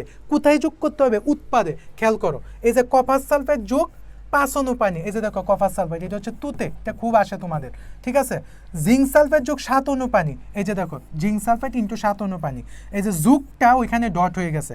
আয়রন সালফেট যোগ 7 অণু পানি, এই যে আয়রন সালফেট যোগ 7 অণু পানি। ক্যালসিয়াম ক্লোরাইড যোগ 6 অণু পানি, ক্যালসিয়াম ক্লোরাইড যোগ 6 অণু পানি। ম্যাগনেসিয়াম ক্লোরাইড যোগ 7 অণু পানি, এই যে ম্যাগনেসিয়াম ক্লোরাইড ইন্টু 7 অণু পানি। এইটা হচ্ছে পানি যোজন, পানি যোজন মানে এই ফরম্যাটটা হচ্ছে কি পানি যোজন বিক্রিয়া। এগুলো হচ্ছে এমসিকিউর জন্য। দেখো প্লাসটা ডট হয়ে গেছে, প্লাসটা ডট হয়ে গেছে, প্লাসটা ডট হয়ে গেছে, প্লাসটা ডট হয়ে গেছে, এগুলো হচ্ছে সব পানি যোজন বিক্রিয়া। এগুলো কি সব পানি যোজন বিক্রিয়া। এবং মনে রাখবা পানি যোজন বিক্রিয়ায় কখনো ইলেকট্রনের আদান প্রদান ঘটে না। পানি যোজন বিক্রিয়া কি কখনো ইলেকট্রনের আদান প্রদান ঘটে না। তারপরে আসো সমানুকরণ বিক্রিয়া। সমানুকরণ বিক্রিয়াটা কি? যা আছে তাই শুধু মেকআপ দিবা। যেমন দেখবা ওই যে বিয়ের পাত্রী আছে না, বিয়ের পাত্রী ওর চেহারা যা তাই থাকে, শুধু মেকআপ দিয়ে মুখের ডিসপ্লেটা চেঞ্জ করে দেয়, মানে মুখের মানচিত্রটা চেঞ্জ করে দেয়, মানে একটু ওই যে কি গ্লু টু দেয় দিয়ে হচ্ছে মুখের মানচিত্রটা চেঞ্জ করে। ঠিক একইভাবে তুমি খেয়াল করো এই যে এটা হচ্ছে অ্যামোনিয়া সায়ানাইড, এইটাকে তুমি যখন তাপ দিছো ইউরিয়া তৈরি হয়েছে। মনে রাখবা এই ইউরিয়া হচ্ছে জৈব যৌগের প্রথম বিক্রিয়া, জৈব যৌগের প্রথম বিক্রিয়া। এই ইউরিয়া কি জৈব যৌগের প্রথম বিক্রিয়া। দেখো এখানে নাইট্রোজেন কয়টা? 2টা, এই যে দেখো নাইট্রোজেন 2টা। এখানে হাইড্রোজেন কয়টা? 4টা, এই যে 2টা, এই যে 2টা, 4টা। Carbon carbon, oxygen oxygen. কোনো চেঞ্জ হয়েছে? তার মানে সমানুকরণ বিক্রিয়াতে কোনো চেঞ্জ হয় না, শুধু মেকআপ দেয়, মেকআপ দিয়ে ডিসপ্লেটা চেঞ্জ করে দেয়, আর যা আছে সব একই রকম। এইটাই হচ্ছে সমানুকরণ বিক্রিয়া। আর পলিমারকরণ বিক্রিয়াটা হচ্ছে খুবই সহজ, যে ক্ষুদ্র ক্ষুদ্র অণুগুলি যুক্ত হবে। এই যে ক্ষুদ্র ক্ষুদ্র অণুগুলি যুক্ত হয়ে একটা কি বৃহদাকার অণু তৈরি করবে। ঠিক আছে, ক্ষুদ্র ক্ষুদ্র অণু যুক্ত হয়ে কি তৈরি করবে? একটা বৃহদাকার অণু তৈরি করবে। আর ওই ক্ষুদ্র ক্ষুদ্র অণুগুলিকে বলা হয় হচ্ছে মনোমার। ঠিক আছে, দেখো এই যে পলিমারে তোমাকে আমি সিস্টেমটা শিখিয়ে দিই। এই যে দেখো, আর বন্ধনগুলি সবসময় একক হয়ে যাবে, এটা হচ্ছে ইথিলিন, ঠিক আছে। এই যে এনটা, এই এনটা চলে যাবে হচ্ছে বাইরে, ঠিক আছে। আর দুই পাশ তুমি এভাবে খালি করে দিবে, এটা বাদ দাও, এই দুই পাশ হচ্ছে খালি করে দিবা, মানে যা আছে তা লেখো CH2 একক বন্ধন CH2, তুমি এইখানে একটা টান দিবা, এইখানে একটা টান দিবা, একটা ব্র্যাকেট দিবা, আর এই এনটাকে হচ্ছে নিচে দিয়ে দিবা। এই বিক্রিয়াটা হচ্ছে পলিমারকরণ বিক্রিয়া, ঠিক আছে। এবং এই ক্ষুদ্র ক্ষুদ্র অণুগুলিকে বলা হয় হচ্ছে মনোমার। আশা করি আমি বিক্রিয়া সংক্রান্ত যে আলোচনাগুলি করেছি, আমরা সংযোজন বিক্রিয়া শিখেছি, আমরা বিয়োজন বিক্রিয়া শিখেছি, আমরা হচ্ছে দহন বিক্রিয়া শিখেছি, আমরা শিখেছি হচ্ছে সমানুকরণ বিক্রিয়া, আমরা শিখেছি হচ্ছে পলিমারকরণ বিক্রিয়া, আমরা শিখেছি হচ্ছে প্রতিস্থাপন বিক্রিয়া, আমরা শিখেছি হচ্ছে তোমার অধক্ষেপণ বিক্রিয়া, আমরা শিখেছি হচ্ছে সমানুকরণ বিক্রিয়া, পাশাপাশি আমরা আরও শিখেছি পানিযোজন বিক্রিয়া, আমরা শিখেছি হচ্ছে প্রশমন বিক্রিয়া। এই যে আমরা 8-10 প্রকারের বিক্রিয়া শিখলাম, এগুলি হচ্ছে তোমাদের আমি টেকনিক্যালি শিখিয়েছি, মানে বইয়ের ভিতর থেকে বের করে সিস্টেমেটিক্যালি শিখেছি, যে এক থাকলে এক, এক দুই, একটা থাকলে দুইটা হবে, দুইটা থাকলে একটা হবে। তোমরা ভিডিওটা আবার দেখবা তখন আরও সহজ হয়ে যাবে। আজকের বিক্রিয়ার ক্লাসটি এখানে সমাপ্ত। পরবর্তী ক্লাসে তোমাদের সাথে নতুন টপিক নিয়ে দেখা হবে। পড়াশোনার সাথেই থাকো। তোমাদের কাছে সবাই হচ্ছে খুব কঠিনভাবে উপস্থাপন করে, আমি খুবই সহজভাবে এবং প্র্যাকটিক্যাল ওয়েতে সেই টপিকটা তোমাদের সামনে উপস্থাপন করব, এবং তোমার সেই কাঙ্ক্ষিত টপিকের নাম হচ্ছে লা শাতেলিয়ারের নীতি। দেখবা খুবই সহজ লাগতেছে তোমার কাছে। আগে আমরা এর ব্যাকগ্রাউন্ডেড জিনিসগুলি জানি, আমাদের কিছু বিক্রিয়া বাকি আছে, সেই বিক্রিয়ার টপিকগুলি আজকে আমরা আলোচনা করব। তো প্রথম দেখো, বাস্তব ক্ষেত্রে সংগঠিত কিছু রাসায়নিক বিক্রিয়া। এই বিক্রিয়াগুলি বেসিক্যালি, এই টপিকটা বেসিক্যালি খ নাম্বারের জন্য প্রয়োজন। কি খ নাম্বারে এই টপিকটা থেকে প্রশ্ন আসে। প্রথম দেখো, লুহাই মরিচা পড়া, খুবই ইম্পর্ট্যান্ট একটা কথা মনে রাখবা। লুহাই মরিচা পড়া, এই লুহা মানে হচ্ছে আয়রন। এই লুহা মানে কি? এই লুহা মানে হচ্ছে আয়রন, যেটাকে আমরা Fe দ্বারা প্রকাশ করি। এই লুহা মানে কি? এই লুহা মানে হচ্ছে আয়রন। ধরো এইটা একটা কাচের ছুরি, সরি কাচের ছুরি না, লোহার ছুরি। এই যে তোমরা কেক কাটো না, কেক, জন্মদিনের বার্থডে কেকগুলি কাটো না ছুরি দিয়ে, বা তোমরা ধরো কাঁচি বা দা, এগুলি আমরা ব্যবহার করি। এবং এইগুলিকে যদি আমরা তুমি মানে বাতাসে, এই যন্ত্রপাতিগুলি যেমন দা, কাঁচি, এগুলিকে তুমি যদি খোলা বাতাসের মধ্যে রেখে দাও, তাহলে এদের পৃষ্ঠে দেখবা অনেক দিন রেখে দেওয়ার পরে এদের পৃষ্ঠের মধ্যে, আমরা এটাকে গ্রাম্য ভাষায় বলি হচ্ছে জংকার পড়ে গেছে। হ্যাঁ, এবং রসায়নের ভাষায় এগুলিকে বলা হয় হচ্ছে মরিচা পড়া। ঠিক আছে, এগুলি তোমরা প্র্যাকটিক্যালি সবই জানো। হ্যাঁ, এগুলি হচ্ছে মরিচা পড়ে। আসলে বেসিক্যালি হচ্ছে এখানে যে আয়রনটা আছে, মানে লোহার যে আয়রনটা আছে, এই আয়রনটা হচ্ছে তোমার বাতাসের যে অক্সিজেন আছে, লোহার যে আয়রনটা এবং বাতাসের যে অক্সিজেন, এই অক্সিজেনটা হচ্ছে তোমার জলীয় বাষ্পের সাথে বিক্রিয়া করে, অর্থাৎ এটা পানির সাথে বিক্রিয়া করে। মানে এখানে ঘটনাটা হচ্ছে এরকম ঘটে, মানে আমি যতক্ষণ কথা বললাম এই কথার সারমর্ম হচ্ছে এটা, যে আয়রনের সাথে অক্সিজেনের বিক্রিয়া ঘটে এবং জলীয় বাষ্পের বিক্রিয়া ঘটে। বিক্রিয়া ঘটার ফলে এখানে ফেরিক অক্সাইড তৈরি হয়। কি তৈরি হয়? এই কথাগুলি তোমাকে খাতায় লিখতে হবে। ফেরিক অক্সাইড তৈরি হয়। কি তৈরি হয়? ফেরিক অক্সাইড তৈরি হয় বা মরিচা। কি তৈরি হয়? ফেরিক অক্সাইড বা মরিচা তৈরি হয়। ওকে, এখন দেখো, এতে যখন মরিচাটা তৈরি হয়েছে, তার মানে কি ধাতুর পৃষ্ঠতলটা ক্ষয় হয়ে যাবে, মানে ওই দাটা বা ওই ছুরিটা বা ওই বটিটা কি হবে? ক্ষয় হয়ে যাবে। এবং হচ্ছে কি, এই যে মরিচাটা একটা ঝাঁঝরা জাতীয় পদার্থ হয়, মরিচাটাকে এভাবে যখন তুমি দাও তখন কি এগুলি উঠে যায় না? তার মানে কি এটা একটা ঝাঁঝরা জাতীয় পদার্থ না? ওই পদার্থ হওয়ার কারণে বাতাসের অক্সিজেন এবং জলীয় বাষ্প ঢুকে লোহার পৃষ্ঠকে সে কি ক্রমাগত ক্ষয় করতে থাকে। এভাবেই লোহার পুরো জিনিসটা একসময় নষ্ট হয়ে যায়। তার মানে আমরা দেখো, এটাও কিন্তু একটা রাসায়নিক বিক্রিয়া, যে আয়রনের সাথে কে বিক্রিয়া করছে? আয়রনের সাথে তোমার হচ্ছে অক্সিজেন বিক্রিয়া করছে এবং পানি বিক্রিয়া করছে। পানি বিক্রিয়া করে কি তৈরি করেছে? ফেরিক অক্সাইড তৈরি করেছে। পানি বিক্রিয়া করে কি তৈরি করেছে ভাইয়ারা? ফেরিক অক্সাইড তৈরি করেছে। পানি বিক্রি করে ফেরিক অক্সাইড তৈরি করেছে। এই ফেরিক অক্সাইডটা হচ্ছে মরিচা, যার ফলে কি ধাতুর পৃষ্ঠতলটা হচ্ছে কি তোমার ক্ষয় হচ্ছে। এবং মরিচাটা কি একটা ঝাঁঝরা জাতীয় পদার্থ উত্তপ্ত হওয়ার কারণে বাতাসের অক্সিজেন এবং জলীয় বাষ্প কি এটার ভিতরে ঢুকে যায়, ঢুকে পৃষ্ঠতলকে সে কি করে ক্রমাগত ক্ষয় করতে থাকে। একসময় ধাতুটা কি হয়ে যায়, পুরো জিনিসটি কি একসময় নষ্ট হয়ে যায়। অর্থাৎ আমরা জানলাম রাসায়নিক বিক্রিয়ার প্রথম একটা উদাহরণ, সেটা হচ্ছে লোহায় মরিচা পড়া। এখন আমরা যে জিনিসটা জানবো যে তামা মানে কপার, কপার এবং অ্যালুমিনিয়ামের ক্ষয়রোধ, কি কপার এবং অ্যালুমিনিয়ামের ক্ষয়রোধ, এগুলি তোমরা রিডিং আলোচনা। তারপর আমি বলে দিচ্ছি যে লোহার তৈরি দ্রব্যাদি ছাড়াও আমরা দৈনন্দিন জীবনে কপার এবং অ্যালুমিনিয়ামের দ্রব্যাদি ব্যবহার করে থাকি। শুধু যে আমরা লোহার দ্রব্য ব্যবহার করি বিষয়টা এরকম না, আমরা কপার বা অ্যালুমিনিয়ামের তৈরি এরকম দ্রব্যগুলিও কি আমরা স্পেসিফিক্যালি ব্যবহার করে থাকি।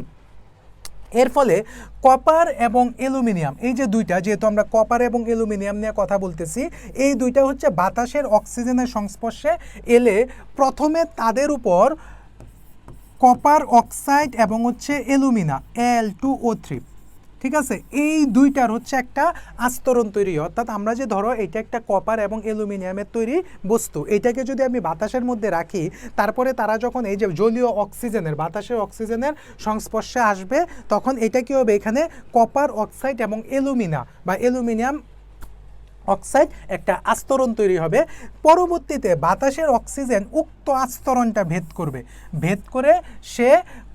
করে আর কপার এবং অ্যালুমিনিয়ামের সংস্পর্শে আসতে পারে না, ফলে বিক্রিয়া সাধিত হয় না। সুতরাং কপার এবং অ্যালুমিনিয়ামের ক্ষয় সাধিত হয় না। এরূপ কপার অক্সাইড এবং অ্যালুমিনিয়াম ট্রাইঅক্সাইড যথাক্রমে কপার এবং অ্যালুমিনিয়ামকে কি সে হচ্ছে রক্ষা করে, কপার এবং অ্যালুমিনিয়ামকে সে কী করে রক্ষা করে। আমার বিষয়টা বুঝো, যে জিনিসটা তোমাকে আমি বলতে চাচ্ছি, এখানের মেইন কথা হচ্ছে কপার এবং অ্যালুমিনিয়ামের ক্ষয়রোধ। মানে কপার এবং অ্যালুমিনিয়াম হচ্ছে কি, যখন আমরা বাতাসের সংস্পর্শে এগুলিকে রাখি তখন হচ্ছে কপার অক্সাইড তৈরি হয় এবং অ্যালুমিনা তৈরি হয়। এর ফলে এটার একটা আস্তরণ তৈরি হয়।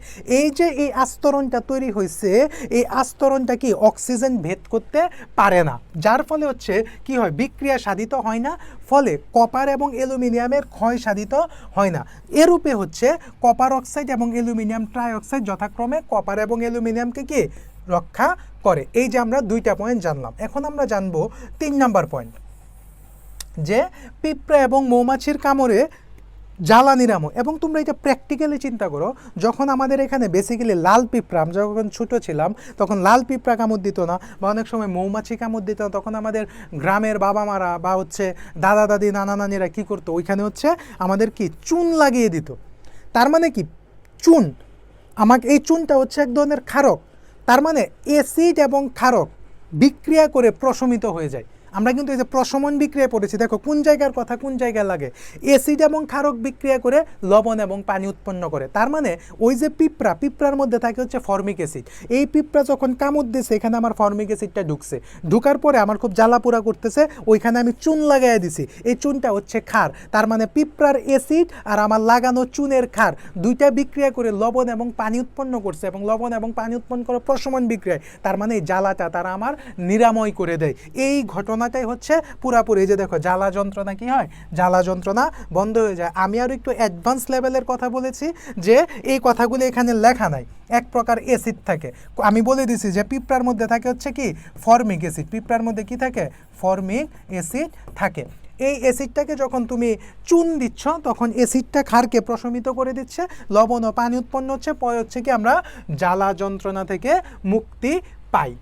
আচ্ছা, তারপরে দেখো শ্বসন প্রক্রিয়ার মাধ্যমে শক্তি উৎপাদন।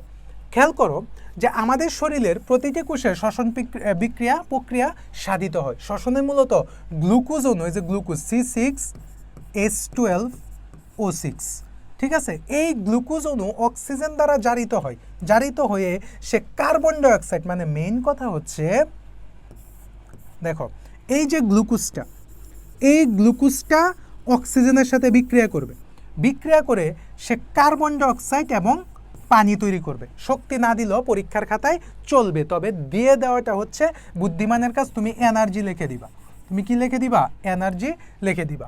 তার মানে এখানে গ্লুকোজ এবং অক্সিজেন বিক্রিয়া করে কার্বন ডাইঅক্সাইড এবং পানি তৈরি করছে। মানুষের শরীরে বিপাক ক্রিয়ায় এই যে পাকস্থলীতে অনেক সময় HCl তৈরি হয়, কি হয়, HCl তৈরি হয়। এই HClকে প্রশমিত করার জন্য আমরা কি করি, অ্যান্টাসিড খাই, মানে আমরা যেটাকে বলি গ্যাস্ট্রিক। এটা মূলত HCl এর প্রভাবে গ্যাস্ট্রিকটা তৈরি হয়। এই গ্যাস্ট্রিকটাকে আমরা হ্রাস করার জন্য আমরা অ্যান্টাসিড খাই, এই যে অ্যান্টাসিড। আর সেই অ্যান্টাসিডটা হচ্ছে ম্যাগনেসিয়াম হাইড্রোক্সাইড ও অ্যালুমিনিয়াম ট্রাইহাইড্রোক্সাইডের মিশ্রণ। এই যে দুইটা একসাথে মিক্সড হয়েছে না, এরা হচ্ছে HClকে প্রশমিত করে ফেলে, মানে HClকে ধ্বংস করে দেয়, যার ফলে রোগী অ্যাসিডিটি থেকে মুক্তি পায়। যেমন বিক্রিয়াটা হচ্ছে, দেখো তুমি HCl এর সাথে একবার ম্যাগনেসিয়াম হাইড্রোক্সাইড দিলা, আবার HCl এর সাথে তুমি অ্যালুমিনিয়াম ট্রাইহাইড্রোক্সাইড দিলা।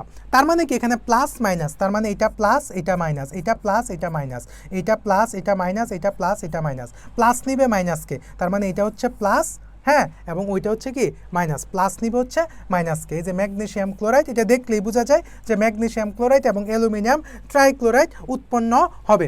এটা হচ্ছে মাইনাস, হ্যাঁ,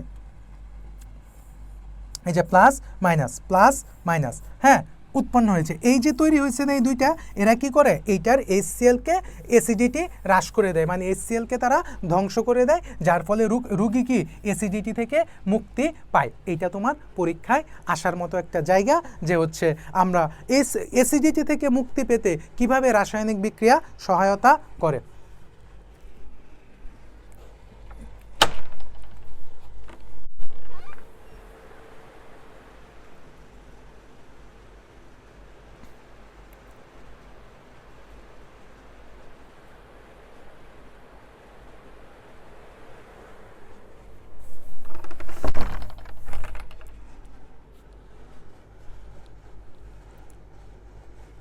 এখন আমরা দেখব আমাদের লাস্ট যে বিক্রিয়া, জ্বালানি হিসেবে প্রাকৃতিক গ্যাস। আচ্ছা, প্রাকৃতিক গ্যাস বেসিক্যালি হচ্ছে তোমার জ্বালানি হিসেবে ব্যবহার করে, এইটা খুব ইম্পর্ট্যান্ট। প্রাকৃতিক গ্যাসে বেশিরভাগই মিথেন থাকে, কত, 99.99%। এটা পরীক্ষায় অনেক সময় আসে এবং আসে। প্রাকৃতিক গ্যাসের প্রধান উপাদান কি, প্রাকৃতিক গ্যাসের প্রধান উপাদান হচ্ছে মিথেন। এই মিথেনকে এই যে CH4কে তুমি যদি অক্সিজেনে পুরালে, এটা আমরা দেখো এই বিক্রিয়াটা কিন্তু আমরা পড়ে আসছি, আমি বলছিলাম যে এই বিক্রিয়াটা খুব পাবা। মিথেনের সাথে অক্সিজেন দিলে কি তৈরি হয়, কার্বন ডাইঅক্সাইড এবং পানি তৈরি হয়। কি তৈরি হয়, কার্বন ডাইঅক্সাইড যোগ পানি তৈরি হয়। এই যে পুরালে একইভাবে কার্বন ডাইঅক্সাইড, জলীয় বাষ্প এবং কি তাপ শক্তি উৎপন্ন হয়, জ্বালানি হিসেবে প্রাকৃতিক গ্যাস। এখন দেখো আমরা পড়ব বাস্তব ক্ষেত্রে সংঘটিত কতিপয় ক্ষতিকর বিক্রিয়া রোধ করার উপায়। আচ্ছা, এগুলো হচ্ছে বেসিক কথা, যে মরিচার ক্ষয় থেকে আয়রনকে রক্ষা করার জন্য লোহার তৈরি দ্রব্যাদির উপর রং দিলে সেটি বাতাসের সংস্পর্শে আসতে পারে না, ফলে মরিচা পড়ে না। তারপরে তড়িৎ বিশ্লেষণের মাধ্যমে লোহার তৈরি দ্রব্যের উপর লোহা অপেক্ষা কম সক্রিয় অপর একটি ধাতুর, মানে এটা যদি লোহা হয়, লোহার উপর এরকম একটা ধাতুর প্রলেপ দিতে হবে যেটা লোহা অপেক্ষা কম সক্রিয়। ইলেকট্রোপ্লেটিং করে লোহার তৈরি দ্রব্যাদিকে মরিচার হাত থেকে রক্ষা করা যায়। কোনো ধাতুর উপর জিঙ্কের প্রলেপ দেওয়া হলে তাকে গ্যালভানাইজিং, খুব ইম্পর্টেন্ট, গ্যালভানাইজিং, এবং টিনের প্রলেপ দেওয়া হলে তাকে টিন প্লেটিং বলা হয়। মনে রাখবা, পরীক্ষায় আসে গ্যালভানাইজিংয়ে কার প্রলেপ দেওয়া হয়, গ্যালভানাইজিং। এই যে জ আছে, জ মানে হচ্ছে কি জিঙ্ক, তার মানে গ্যালভানাইজিং হচ্ছে জিনের প্রলেপ দেওয়া হয়। জিনের প্রলেপ না, জিঙ্কের প্রলেপ দেওয়া হয়, ঠিক আছে, ওকে। তড়িৎ বিশ্লেষণের মাধ্যমে একটি ধাতুর উপর অন্য ধাতুর প্রলেপ দেওয়ার প্রক্রিয়াকে ইলেকট্রোপ্লেটিং বলে। তোমাকে পরীক্ষায় কিন্তু আসে যে ইলেকট্রোপ্লেটিং কাকে বলে, এবং ক নাম্বারে আসে, এবং ক নাম্বারে আরেকটা প্রশ্ন আসে গ্যালভানাইজিং কাকে বলে। অর্থাৎ একটি মানে গ্যালভানাইজিং হচ্ছে কি, যে তোমার জিঙ্কের প্রলেপ দেওয়াকে, কোনো ধাতুর উপর তুমি যখন জিঙ্কের প্রলেপ দাও তখন সেটাকে আমরা বলবো হচ্ছে গ্যালভানাইজিং। আর একটি ধাতুর উপর আরেকটা ধাতুর প্রলেপ দেওয়াকে আমরা বলবো হচ্ছে ইলেকট্রোপ্লেটিং। এই জায়গাটা ক নাম্বারে পরীক্ষায় আসে, হ্যাঁ। তারপরে দেখো, বর্ষাকালে ছাদ বা বাড়ির আঙিনা পিছিল হয়। এই পিছিলতা কমানোর জন্য কি আমরা চেষ্টা করি, তখন হচ্ছে আমরা কি করি, এখানে কিছু অনেক সময় চুন দেই। গ্রামাঞ্চলে দেখবো অনেক সময় অনেক জায়গায় চুন দেয়, আবার অনেক জায়গায় হচ্ছে বালি দেয়, ওই যে শ্যাওলা যেটাকে আমরা বলি, ঠিক আছে, প্র্যাকটিক্যালি বুঝো। আমরা শ্যাওলা যেটা বলি, এই যে বালু যোগ করার ফলে অম্লক্ষারক প্রশমন বিক্রিয়ার মাধ্যমে পিছিলতা দূর হয়। তারপরে সেলাই করার ছুঁচকে মানে সুই আর কি, যেটাকে গ্রামাঞ্চলে বলে, নারকেল তেলের ভিতর ডুবিয়ে রাখা হয়, কারণ সুচ যাতে বাতাসের অক্সিজেন এবং জলীয় বাষ্পের সাথে রাসায়নিক বিক্রিয়া করে ক্ষতি না হয়, এভাবে লোহার তৈরি সূচে মরিচা রোধ করা যায়। আমরা পড়লাম হচ্ছে বাস্তব ক্ষেত্রে কয়েকটা রাসায়নিক বিক্রিয়া, আমি প্র্যাকটিক্যালি তোমাদের বুঝিয়েছি এবং আমি বলেছি এই প্রশ্নগুলি হচ্ছে তোমার খ নাম্বারে আসতে পারে এবং আসে, ঠিক আছে। তারপরে হচ্ছে আমরা পড়েছি যে বাস্তব ক্ষেত্রে যে রাসায়নিক বিক্রিয়াগুলি হয়, সে রাসায়নিক বিক্রিয়ার ক্ষতিকর প্রভাবগুলি আমরা কিভাবে হ্রাস করব, আমরা কয়েকটা প্রভাব দেখেছি। আমরা অধিকাংশই দেখেছি যে আমাদের লক্ষ্য থাকে হচ্ছে অক্সিজেন এবং জলীয় বাষ্পের হাত থেকে মানে ক্ষয় রোধ করা, মরিচা রোধ করা বা পিচ্ছিলতা রোধ করার জন্য আমরা অ্যাসিড থাকলে ক্ষার দিচ্ছি, ক্ষার থাকলে অ্যাসিড দিচ্ছি, দুইটা বিক্রিয়া করে আমাদেরকে ক্ষয়ের হাত থেকে রক্ষা করছে। এখান থেকে আমরা জেনেছি গ্যালভানাইজিং কাকে বলে, ইলেকট্রোপ্লেটিং কাকে বলে। আমি তোমাকে বলেছি যে গ্যালভানাইজিং মানে হচ্ছে জিঙ্কের প্রলেপ দেওয়া, আর ইলেকট্রোপ্লেটিং মানে হচ্ছে একটা ধাতুর উপর আর একটা ধাতুর প্রলেপ দেওয়া। এর মাধ্যমে আমরা এই জায়গাটা শেষ করলাম। এখন আমরা জানবো বিক্রিয়ার গতিবেগ বা বিক্রিয়ার হার, যেটাকে বলা হয় রেট অফ রিঅ্যাকশন, ঠিক আছে। তুমি মনে রাখবা যে সংজ্ঞাটা, ঠিক আছে, একক সময়ে যে পরিমাণ বিক্রিয়ক উৎপাদে পরিণত হয় তাকে বিক্রিয়ার হার বলে। এতটুকুই হচ্ছে, এটা ক নাম্বারে আসে, এটা কি ক নাম্বারে আসে। আমরা জানি মানে সকল রাসায়নিক বিক্রিয়ায় বিক্রিয়ক পদার্থটা কিন্তু উৎপাদে পরিণত হয়, এটা কিন্তু কমন কথা। আর বিক্রিয়ার হার মনে রাখবা, হার বলতেই হচ্ছে একক সময়, হার বলতেই কি, হার বলতেই হচ্ছে একক সময়, অর্থাৎ একক সময়ে যে পরিমাণ বিক্রিয়ক উৎপাদে পরিণত হয় তাকে কি বলা হয়, বিক্রিয়ার হার বলে। পরিণত হয় তাকে কি বলে, বিক্রিয়ার হার বলে। তারপরে দেখো, লোহার তৈরি একটি ব্রিজে মরিচা পড়তে অনেক দিন সময় লাগে। রাসায়নিক বিক্রিয়া বিভিন্ন সময় নেয়। যে বিক্রিয়া অল্প সময়ে সংগঠিত হয় সেই বিক্রিয়ার গতিবেগ বা হার বেশি, যে বিক্রিয়া বেশি সময়ে সংগঠিত হয় তার গতিবেগ বা হার কম।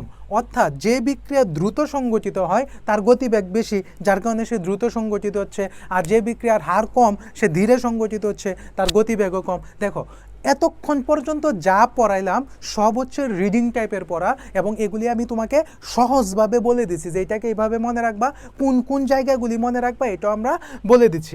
এখন আমরা জানবো হচ্ছে সবচেয়ে গুরুত্বপূর্ণ যেই কথা, সেটা হচ্ছে কি লা শাতেলিয়ারের নীতি। এখন তুমি আমার কথাগুলি আগে বুঝো। লা শাতেলিয়ারের নীতি আমরা কি জানবো, লা শাতেলিয়ারের নীতি। তুমি যদি আমার কথা না বুঝো এই টপিকে, তাহলে তুমি আর কোনো জায়গায় বুঝবা না। দেখো লা শাতেলিয়ারের নীতিটা কি ওইটা আমরা পরে পড়বো, লা শাতেলিয়ারের নীতিটা কি ওইটা আগে আমরা পরে পড়বো। আগে আমরা পড়বো কেন, যে আমি কেন বলতেছি নীতিটা পরে পড়বো, কারণ নীতিটা যখন তোমরা প্রথমে পড়ো তখন তোমার কাছে পুরো টপিকটাই কঠিন হয়ে যায়। আগে আমরা জানবো যে লা শাতেলিয়ারের নীতির উপর কার কার প্রভাব আছে, তারপরে নীতি তুমিই বানাইতে পারবা। খেয়াল করো যে লা শাতেলিয়ারের নীতির বেসিক ঘটনাটা হচ্ছে, খেয়াল করো তিনটা প্রভাব আছে। একটা হচ্ছে তাপমাত্রার প্রভাব, আর একটা হচ্ছে চাপের প্রভাব, আর একটা হচ্ছে ঘনমাত্রার প্রভাব। তিনটা প্রভাব। তাপমাত্রার প্রভাব দুইটা জিনিসের উপর নির্ভর করে। কয়টা জিনিস? দুইটা জিনিস। একটা হচ্ছে তাপ উৎপাদী আর একটা হচ্ছে তাপ হারি। তুমি এখন চিন্তা করো, আমার কথাটাকে চিন্তা করো এবং প্র্যাকটিক্যালি চিন্তা করো, তাহলে তুমি তোমার মতো লিখতে পারবা। প্রথম লিখবা লা শাতেলিয়ারের নীতিটা আসছে, প্রথম তুমি নীতিটা লিখবা, নীতিটা কি আমি সামনে আলোচনা করছি। তারপরে লিখবা লা শাতেলিয়ারের নীতি তিনটা প্রভাব দ্বারা প্রভাবিত হয়। একটা হচ্ছে তাপমাত্রার প্রভাব, একটা হচ্ছে চাপের প্রভাব, আর একটা হচ্ছে ঘনমাত্রার প্রভাব। তারপরে তুমি লিখবা তাপমাত্রার প্রভাব। 1 নাম্বার পয়েন্ট দিয়ে লিখবা তাপ উৎপাদী বিক্রিয়ার ক্ষেত্রে। তুমি চিন্তা করো তাপ উৎপাদী বিক্রিয়ার ক্ষেত্রে তুমি যদি আরও তাপ দাও তাহলে বিক্রিয়াটা কি হবে, সামনের দিকে না গিয়ে বিক্রিয়াটা পেছনের দিকে ফেরত আসবে। কেন? এত দেখতে এমনি সুন্দর। ধরো আমাদের যে নায়িকা পরিমণি দেখতে তো এমনি সুন্দর, তুমি ওরে আরও মেকআপ দিছো, তখন দেখবা ওরে আরও খারাপ লাগতেছে, তখন ও কি রাগে ঘরের ভিতর ঢুকে গেছে। ঠিক আছে, ঠিক বিষয়টা এরকম। তুমি তাপ উৎপাদী বিক্রিয়াটা এমনি তাপ উৎপাদী, এর উপরে তুমি আরও তাপ দিছো, তখন বিক্রিয়াটা উৎপাদের দিকে না গিয়ে, বিক্রিয়াটা সামনের দিকে না গিয়ে বিক্রিয়াটা পেছনের দিকে ফেরত আসবে, যার ফলে তাপ উৎপাদী বিক্রিয়ায় উৎপাদের পরিমাণ হ্রাস পাবে। কেন? কারণ বিক্রিয়াটা তো সামনের দিকে যায় নাই, উৎপাদের দিকে যায় নাই, পেছনের দিকে ফেরত আসছে, অর্থাৎ বিক্রিয়কের পরিমাণ বৃদ্ধি পাবে। আর তাপ হারি বিক্রিয়ার ক্ষেত্রে উল্টাটা, যে তাপ হারি বিক্রিয়াতে তো তাপ নাই, তুমি ওরে ভালোবেসে তাপ দিছো, তখন এর নাই, এরে তুমি দিছো, তখন কি তাপটা কি, তখন বিক্রিয়াটা সামনের দিকে যাবে। সামনের দিকে যাওয়ার অর্থ হচ্ছে উৎপাদের পরিমাণ বেড়ে গেছে, বিক্রিয়কের পরিমাণ কমে গেছে। আমার এই কথাটা যদি তুমি বুঝো, তাহলে তোমার তাপমাত্রার প্রভাব পরীক্ষায় আর মার্ক কাটবে না। অর্থাৎ আমি যদি আবার বলি, তাপ উৎপাদী বিক্রিয়ার ক্ষেত্রে যদি তাপ প্রয়োগ করা হয়, তাহলে বিক্রিয়া সম্মুখমুখী না হয়ে বিক্রিয়া পশ্চাৎমুখী হয়, অর্থাৎ বিক্রিয়া সামনের দিকে না গিয়ে বিক্রিয়া পেছনের দিকে যায়, অর্থাৎ বিক্রিয়া উৎপাদের দিকে না গিয়ে বিক্রিয়া বিক্রিয়কের দিকে ফেরত আসে। যেহেতু বিক্রিয়া উৎপাদের দিকে না গিয়ে বিক্রিয়া বিক্রিয়কের দিকে ফেরত আসতেছে, অর্থাৎ আমি বলতে পারি তাপ উৎপাদী বিক্রিয়ার ক্ষেত্রে বিক্রিয়কের পরিমাণ বৃদ্ধি পায়, উৎপাদের পরিমাণ হ্রাস পায়। হ্যাঁ, আর তাপ হারি বিক্রিয়ার ক্ষেত্রে আমি যা যা কথা বলছি এর উল্টাটা, এবং উল্টাটা কি হবে এটা আমি আগে আলোচনা করেছি। এখন আমরা দেখব চাপের প্রভাব। কি দেখব? চাপের প্রভাব।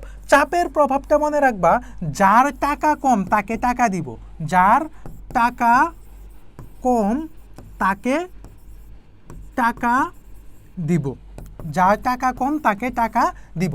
এখন দেখো, আমি হচ্ছে এটা তোমার বইয়ের একটা উদাহরণ নিয়ে যাই, তাহলে তোমার কাছে বিষয়টা সহজ হবে। ধরো এই যেটা, এই উদাহরণটা নিলাম চাপের প্রভাবের ক্ষেত্রে, ঠিক আছে? এইটা এর উদাহরণটা নিলাম। দেখো এইখানে মোল কয়টা আছে? একটা, এইখানে আছে একটা, আর এখানে আছে কয়টা? তিনটা। তাহলে 1 আর 3 কত হইল? 4। আর এখানে আছে কয়টা? দুইটা। দুইটা আছে না? এইখানে আছে 4টা, এখানে আছে 2টা। আমি বলেছি যার টাকা কম আমি তাকে টাকা দিব, তার মানে আমার উৎপাদের মধ্যে মোল সংখ্যা কম, তার মানে বিক্রিয়া উৎপাদের দিকে যাবে, অর্থাৎ এই ক্ষেত্রে উৎপাদের পরিমাণ বৃদ্ধি পাবে। ঠিক আছে? এই কথাটাই হচ্ছে তোমার চাপের প্রভাব, অর্থাৎ যেইখানে মোল সংখ্যা কম থাকবে বিক্রিয়া সেদিকে যাবে। এখন দেখো আরেকটা বিক্রিয়া যদি আমরা দেখি, এইটার ক্ষেত্রে যদি আরেকটা বিক্রিয়া দেখি, দেখো এইখানে কত দিয়ে রাখছে? 2, আর এইখানে আছে একটা, আর এইখানে আছে একটা, টোটাল কয়টা? 2টা। এখানেও 2টা, এখানেও 2টা। তার মানে কি দুই পাশে যদি মোল সংখ্যা সমান হয়, এই যে এগুলি এখানেই বলে দিছে, দুই পাশে যদি মোল সংখ্যা সমান হয় তাহলে চাপের কোনো প্রভাব নাই, কারণ দুই পাশেই সমান। অর্থাৎ যেই পাশে মোল সংখ্যা কম বিক্রিয়া ওই দিকে যাবে। যদি উৎপাদের দিকে মোল সংখ্যা কম থাকে তাহলে বিক্রিয়া উৎপাদের দিকে যাবে, যদি বিক্রিয়কের দিকে মোল সংখ্যা কম থাকে তাহলে বিক্রিয়কের দিকে যাবে। যার কারণে আমি বলেছি যার টাকা কম তাকে আমি টাকা দিব। আর যদি দুই পাশেই সমান হয়, উৎপাদেও 2 বিক্রিয়কে 2, তাহলে এখানে কোনো চাপের প্রভাব নাই।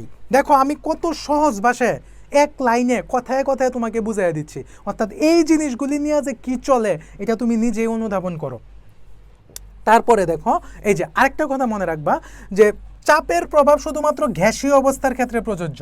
দেখো সব গ্যাসীয়, চাপের প্রভাব কি শুধুমাত্র গ্যাসীয় অবস্থার ক্ষেত্রে প্রযোজ্য। এটা কিন্তু এমসিকিউতে আসতে পারে, গ্যাসীয় অবস্থার ক্ষেত্রে কোনটি প্রযোজ্য? চাপের প্রভাব। ঠিক আছে? চাপের প্রভাব শুধুমাত্র গ্যাসীয় পদার্থের ক্ষেত্রে প্রযোজ্য। এখন দেখো ঘনমাত্রার প্রভাবটা কি। আমি যা যা বলেছি ওই কথাগুলি যদি তুমি খাতায় লেখো না, 1 মার্ক কাটারও জায়গা নেই, কিন্তু উদাহরণগুলি কিন্তু দিতে হবে, কারণ আমি যা বলেছি এটা হচ্ছে মেইন কথা। এখানে গল্প গুজব পড়ে তুমি ওইগুলিই পাবা, বাট আমার কথাটা খাতায় থাকলে টিচার একটা ফ্রেশ কনসেপ্ট পাচ্ছে তোমার কাছে। তুমি দেখবে এই প্রশ্নগুলি হয় ঘতে আসে, আর গতে খুব কম আসে, বেশিরভাগ হচ্ছে আমি দেখেছি অ্যানালাইসিস করে ঘতে আসে। ঠিক আছে? এখন দেখো আরেকটা, সাম্যাবস্থার উপর ঘনমাত্রার প্রভাব কি? সাম্যাবস্থার উপর ঘনমাত্রার প্রভাব। তুমি চিন্তা করো সাম্যাবস্থার উপর ঘনমাত্রার প্রভাবের বেসিক ঘটনাটা কি, যে বলেছে সকল বিক্রিয়ায় সাম্যাবস্থার উপর ঘনমাত্রার প্রভাব রয়েছে। আচ্ছা ধরো তুমি যদি বিক্রিয়কের ঘনমাত্রা বাড়ায় দাও, চিন্তা করো এই যে এইটা তো বিক্রিয়ক, ধরি এই সাইডটা হচ্ছে বিক্রিয়ক এবং এই সাইডটা হচ্ছে কি উৎপাদ, এইটা হচ্ছে বিক্রিয়ক এবং এইটা হচ্ছে উৎপাদ। তুমি খেয়াল করো যে এই বিক্রিয়াটার মধ্যে তুমি যদি ধরো এইখানে যদি তুমি ঘনমাত্রা বৃদ্ধি করো, এইখানে যদি তুমি ঘনমাত্রা বৃদ্ধি করো, তাহলে বিক্রিয়া কোন দিকে যাবে? বিক্রিয়া এদিকে যাবে মানে উৎপাদের দিকে যাবে। এই ঘটনাগুলি এখানে বলছে, কারণ এইখানে তো বিক্রিয়ক, তার মানে এখানে একটা ঘনমাত্রা আছে, তার মানে এখানে তুমি ঘনমাত্রা বৃদ্ধি করলে বিক্রিয়া এদিকে যাবে, মানে আমি যেদিকে দাঁড়ায় আছি হাতের ডান দিকে যাবে, অর্থাৎ উৎপাদের দিকে যাবে। অর্থাৎ বিক্রিয়কে ঘনমাত্রা বৃদ্ধি করলে বিক্রিয়া সম্মুখমুখী হবে, বিক্রিয়কে ঘনমাত্রা বৃদ্ধি করলে বিক্রিয়া সামনের দিকে যাবে, অর্থাৎ উৎপাদের দিকে যাবে, ফলে উৎপাদের পরিমাণ হ্রাস পাবে, বৃদ্ধি পাবে। আবার তুমি যদি উৎপাদের ঘনমাত্রা বৃদ্ধি করো তাহলে বিক্রিয়া কি রাগ করে পিছনের দিকে চলে আসবে, কারণ সে তো উৎপাদে আছে, তার ঘনমাত্রা তুমি বাড়াবা কেন? তাহলে কি তুমি উৎপাদে যদি ঘনমাত্রা বৃদ্ধি করো তাহলে বিক্রিয়া বিক্রিয়কের দিকে চলে আসবে, অর্থাৎ বিক্রিয়া বাম দিকে চলে আসবে, অর্থাৎ উৎপাদের পরিমাণ হ্রাস পাবে, বিক্রিয়কের পরিমাণ বৃদ্ধি পাবে। এই যে তিনটা কথা বললাম না, চাপের প্রভাব, তাপমাত্রার প্রভাব, তাপ উৎপাদী বিক্রিয়ার ক্ষেত্রে কি ঘটে, তাপ হারি বিক্রিয়ার ক্ষেত্রে কি ঘটে।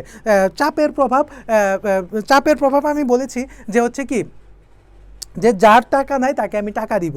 আর ঘনমাত্রার প্রভাবটা কি, যে আমি যদি বিক্রিয়কে ঘটনা ঘটাই তাহলে উৎপাদে গিয়ে ওইটার প্রভাব পড়বে, আর উৎপাদে ঘটনা ঘটাইলে এটার বিক্রিয়কে গিয়া প্রভাব পড়বে। এই তিনটা কথাই যদি তুমি খাতায় গুছায় লিখতে পারো, তোমার এখানে 4-এ 4, এখানে নাম্বার কাটার কোনো অপশন নাই। তোমার কি মনে আছে একটু আগে আমি একটা জায়গায় খালি রেখে গেছিলাম যে লা শাতেলিয়ারের নীতি, আমি বলেছিলাম আমরা তিনটা জিনিস ক্লিয়ার করে তারপর আমরা লা শাতেলিয়ারের নীতিটা পড়বো। তার মানে এখন কি আমি বলতে পারি যে লা শাতেলিয়ারের নীতিটা কি? লা শাতেলিয়ারের নীতিটা হচ্ছে কোনো একটি বিক্রিয়া সাম্যাবস্থায় থাকাকালে যে কোনো একটি নিয়ামক, যেমন তাপমাত্রা, চাপ, ঘনমাত্রা পরিবর্তন করা হলে সাম্যের অবস্থান এমনভাবে পরিবর্তিত হবে যেন নিয়ামক পরিবর্তনের ফলাফল প্রশমিত হয়। অর্থাৎ আমরা দেখো তাপমাত্রা পরিবর্তন করতেছি, একটা ঘটনা ঘটতেছে, আমি ঘনমাত্রা পরিবর্তন করতেছি, একটা ঘটনা ঘটতেছে, আমি চাপ পরিবর্তন করতেছি, একটা ঘটনা ঘটতেছে। অর্থাৎ তিনটার পরিবর্তনেই বিক্রিয়ার পরিবর্তন হচ্ছে, অর্থাৎ নিয়ামকের পরিবর্তনের ফলেই বিক্রিয়ার প্রশমন ঘটতেছে, বিক্রিয়ার বৃদ্ধি করতেছে। যার কারণে আমি তোমাকে আগে প্রকারগুলির ব্যাখ্যা বুঝিয়ে নিচ্ছি। অর্থাৎ পরীক্ষায় যদি আসে লা শাতেলিয়ারের নীতি বলতে কি বুঝো, তাই লা শাতেলিয়ারের নীতি তো হচ্ছে কোনো একটি বিক্রিয়া সাম্যাবস্থায় থাকাকালে যে কোনো একটি নিয়ামক, যেমন তাপমাত্রা, চাপ, ঘনমাত্রা পরিবর্তন করা হলে সাম্যের অবস্থান এমনভাবে পরিবর্তিত হচ্ছে যেন নিয়ামক পরিবর্তনের ফলাফল প্রশমিত হয়। লা শাতেলিয়ারের নীতি তিনটা বিষয়ের উপর নির্ভর করে: তাপমাত্রার প্রভাব, ঘনমাত্রার প্রভাব, চাপের প্রভাব। আবার তাপমাত্রা না, কিন্তু চাপের প্রভাব। তাপমাত্রার প্রভাবটা কি? তাপ উৎপাদী বিক্রিয়ার ক্ষেত্রে যদি আমি আরও তাপ দিই তাহলে বিক্রিয়াটা সামনের দিকে না গিয়ে বিক্রিয়াটা পেছনের দিকে ফেরত আসবে, অর্থাৎ বিক্রিয়াটা উৎপাদের দিকে না গিয়ে বিক্রিয়াটা বিক্রিয়কের দিকে ফেরত আসবে, অর্থাৎ উৎপাদের পরিমাণ হ্রাস পাবে, বিক্রিয়কের পরিমাণ বৃদ্ধি পাবে। আর তাপ হারি বিক্রিয়ার ক্ষেত্রে এর উল্টাটা। আর চাপের কি? চাপের প্রভাবটা কি? চাপের প্রভাব হচ্ছে যার টাকা নাই আমি তাকে টাকা দিব, অর্থাৎ যেদিক দিয়ে হচ্ছে মোল সংখ্যা কম থাকবে বিক্রিয়া ওই দিকে যাবে। যদি উৎপাদের দিকে মোল সংখ্যা কম থাকে তাহলে বিক্রিয়া উৎপাদের দিকে যাবে, আর যদি বিক্রিয়কের দিকে মোল সংখ্যা কম থাকে তাহলে বিক্রিয়া বিক্রিয়কের দিকে যাবে। আর দুই দিকে যদি মোল সংখ্যা সমান থাকে তাহলে চাপের কোনো প্রভাব নাই। আর চাপ হচ্ছে গ্যাসীয় পদার্থের ক্ষেত্রে প্রযোজ্য। আর ঘনমাত্রার ক্ষেত্রে আমি তোমাদের কি বলেছি? ঘনমাত্রার ক্ষেত্রে আমি তোমাকে বলেছি তুমি যদি বিক্রিয়কে ঘনমাত্রা বৃদ্ধি করো উৎপাদের পরিমাণ বাড়বে, কারণ বিক্রিয়া হচ্ছে ওই দিকে যাবে। আর তুমি যদি উৎপাদের পরিমাণ বৃদ্ধি করো তাহলে বিক্রিয়া হচ্ছে পেছনের দিকে এসে, অর্থাৎ বিক্রিয়কের পরিমাণ বৃদ্ধি করবে। এর মাধ্যমে লা শাতেলিয়ারের নীতির কনসেপ্ট আমরা কমপ্লিট করেছি। সুপ্রিয় শিক্ষার্থীরা, আমরা এখন দেখব লা শাতেলিয়ারের টপিক থেকে পরীক্ষায় প্রশ্নটা কিভাবে আসে। ওকে, চলো আমরা দেখি পরীক্ষায় প্রশ্নটা কিভাবে আসে। আশা করি তোমাদের এটা টোটাল কমপ্লিট হয়েছে। আমি একটা প্যাটার্ন দেখায় দিচ্ছি। দেখো ঘ নাম্বারে আসছে 2 নং বিক্রিয়ার ক্ষেত্রে কি? 2 নং বিক্রিয়ার ক্ষেত্রে কি হচ্ছে? চাপ এবং ঘনমাত্রার প্রভাব বিশ্লেষণ করো। এই যে দেখো এখানে তো অবভিয়াসলি চাপের প্রভাব আছে রে ভাই, অবভিয়াসলি চাপের প্রভাব আছে। কেন? কারণ এখানে আছে হচ্ছে 2টা আর এখানে আছে হচ্ছে 1টা, তার মানে বিক্রিয়াটা কোন দিকে যাবে? বিক্রিয়াটা এদিকে যাবে। বলেছে ঘনমাত্রার প্রভাব, অবশ্যই ঘনমাত্রার প্রভাব। আমি যদি এইখানে ঘনমাত্রা বাড়াই তাহলে এই উৎপাদের পরিমাণ বাড়বে, আমি যদি এই উৎপাদে ঘনমাত্রা বাড়াই তাহলে উৎপাদের পরিমাণ কমবে আর বিক্রিয়কের পরিমাণ বাড়বে। দেখেছো? কনসেপ্ট ক্লিয়ার মানে সব ক্লিয়ার। এখন তুমি এটা খাতায় লিখবা কিভাবে? প্রথম তোমার কাজ হচ্ছে লিখবা এইটা হচ্ছে লা শাতেলিয়ারের নীতির সাহায্যে বিশ্লেষণ করা হলো। প্রথম তুমি লা শাতেলিয়ারের নীতিটা লিখবা, যে আমি যেটা বলেছি যে কোনো একটা পরিবর্তন করলে। তারপর তুমি বিক্রিয়াটা লিখবা, 2 নাম্বার এই বিক্রিয়াটা লিখবা। লেখার পরে তুমি এই বিক্রিয়ার উপর চাপের প্রভাব লিখবা, তারপরে ঘনমাত্রার প্রভাব লিখবা। এই যে 4টা পয়েন্টের জন্য তুমি 4 পাবা। ঠিক আছে?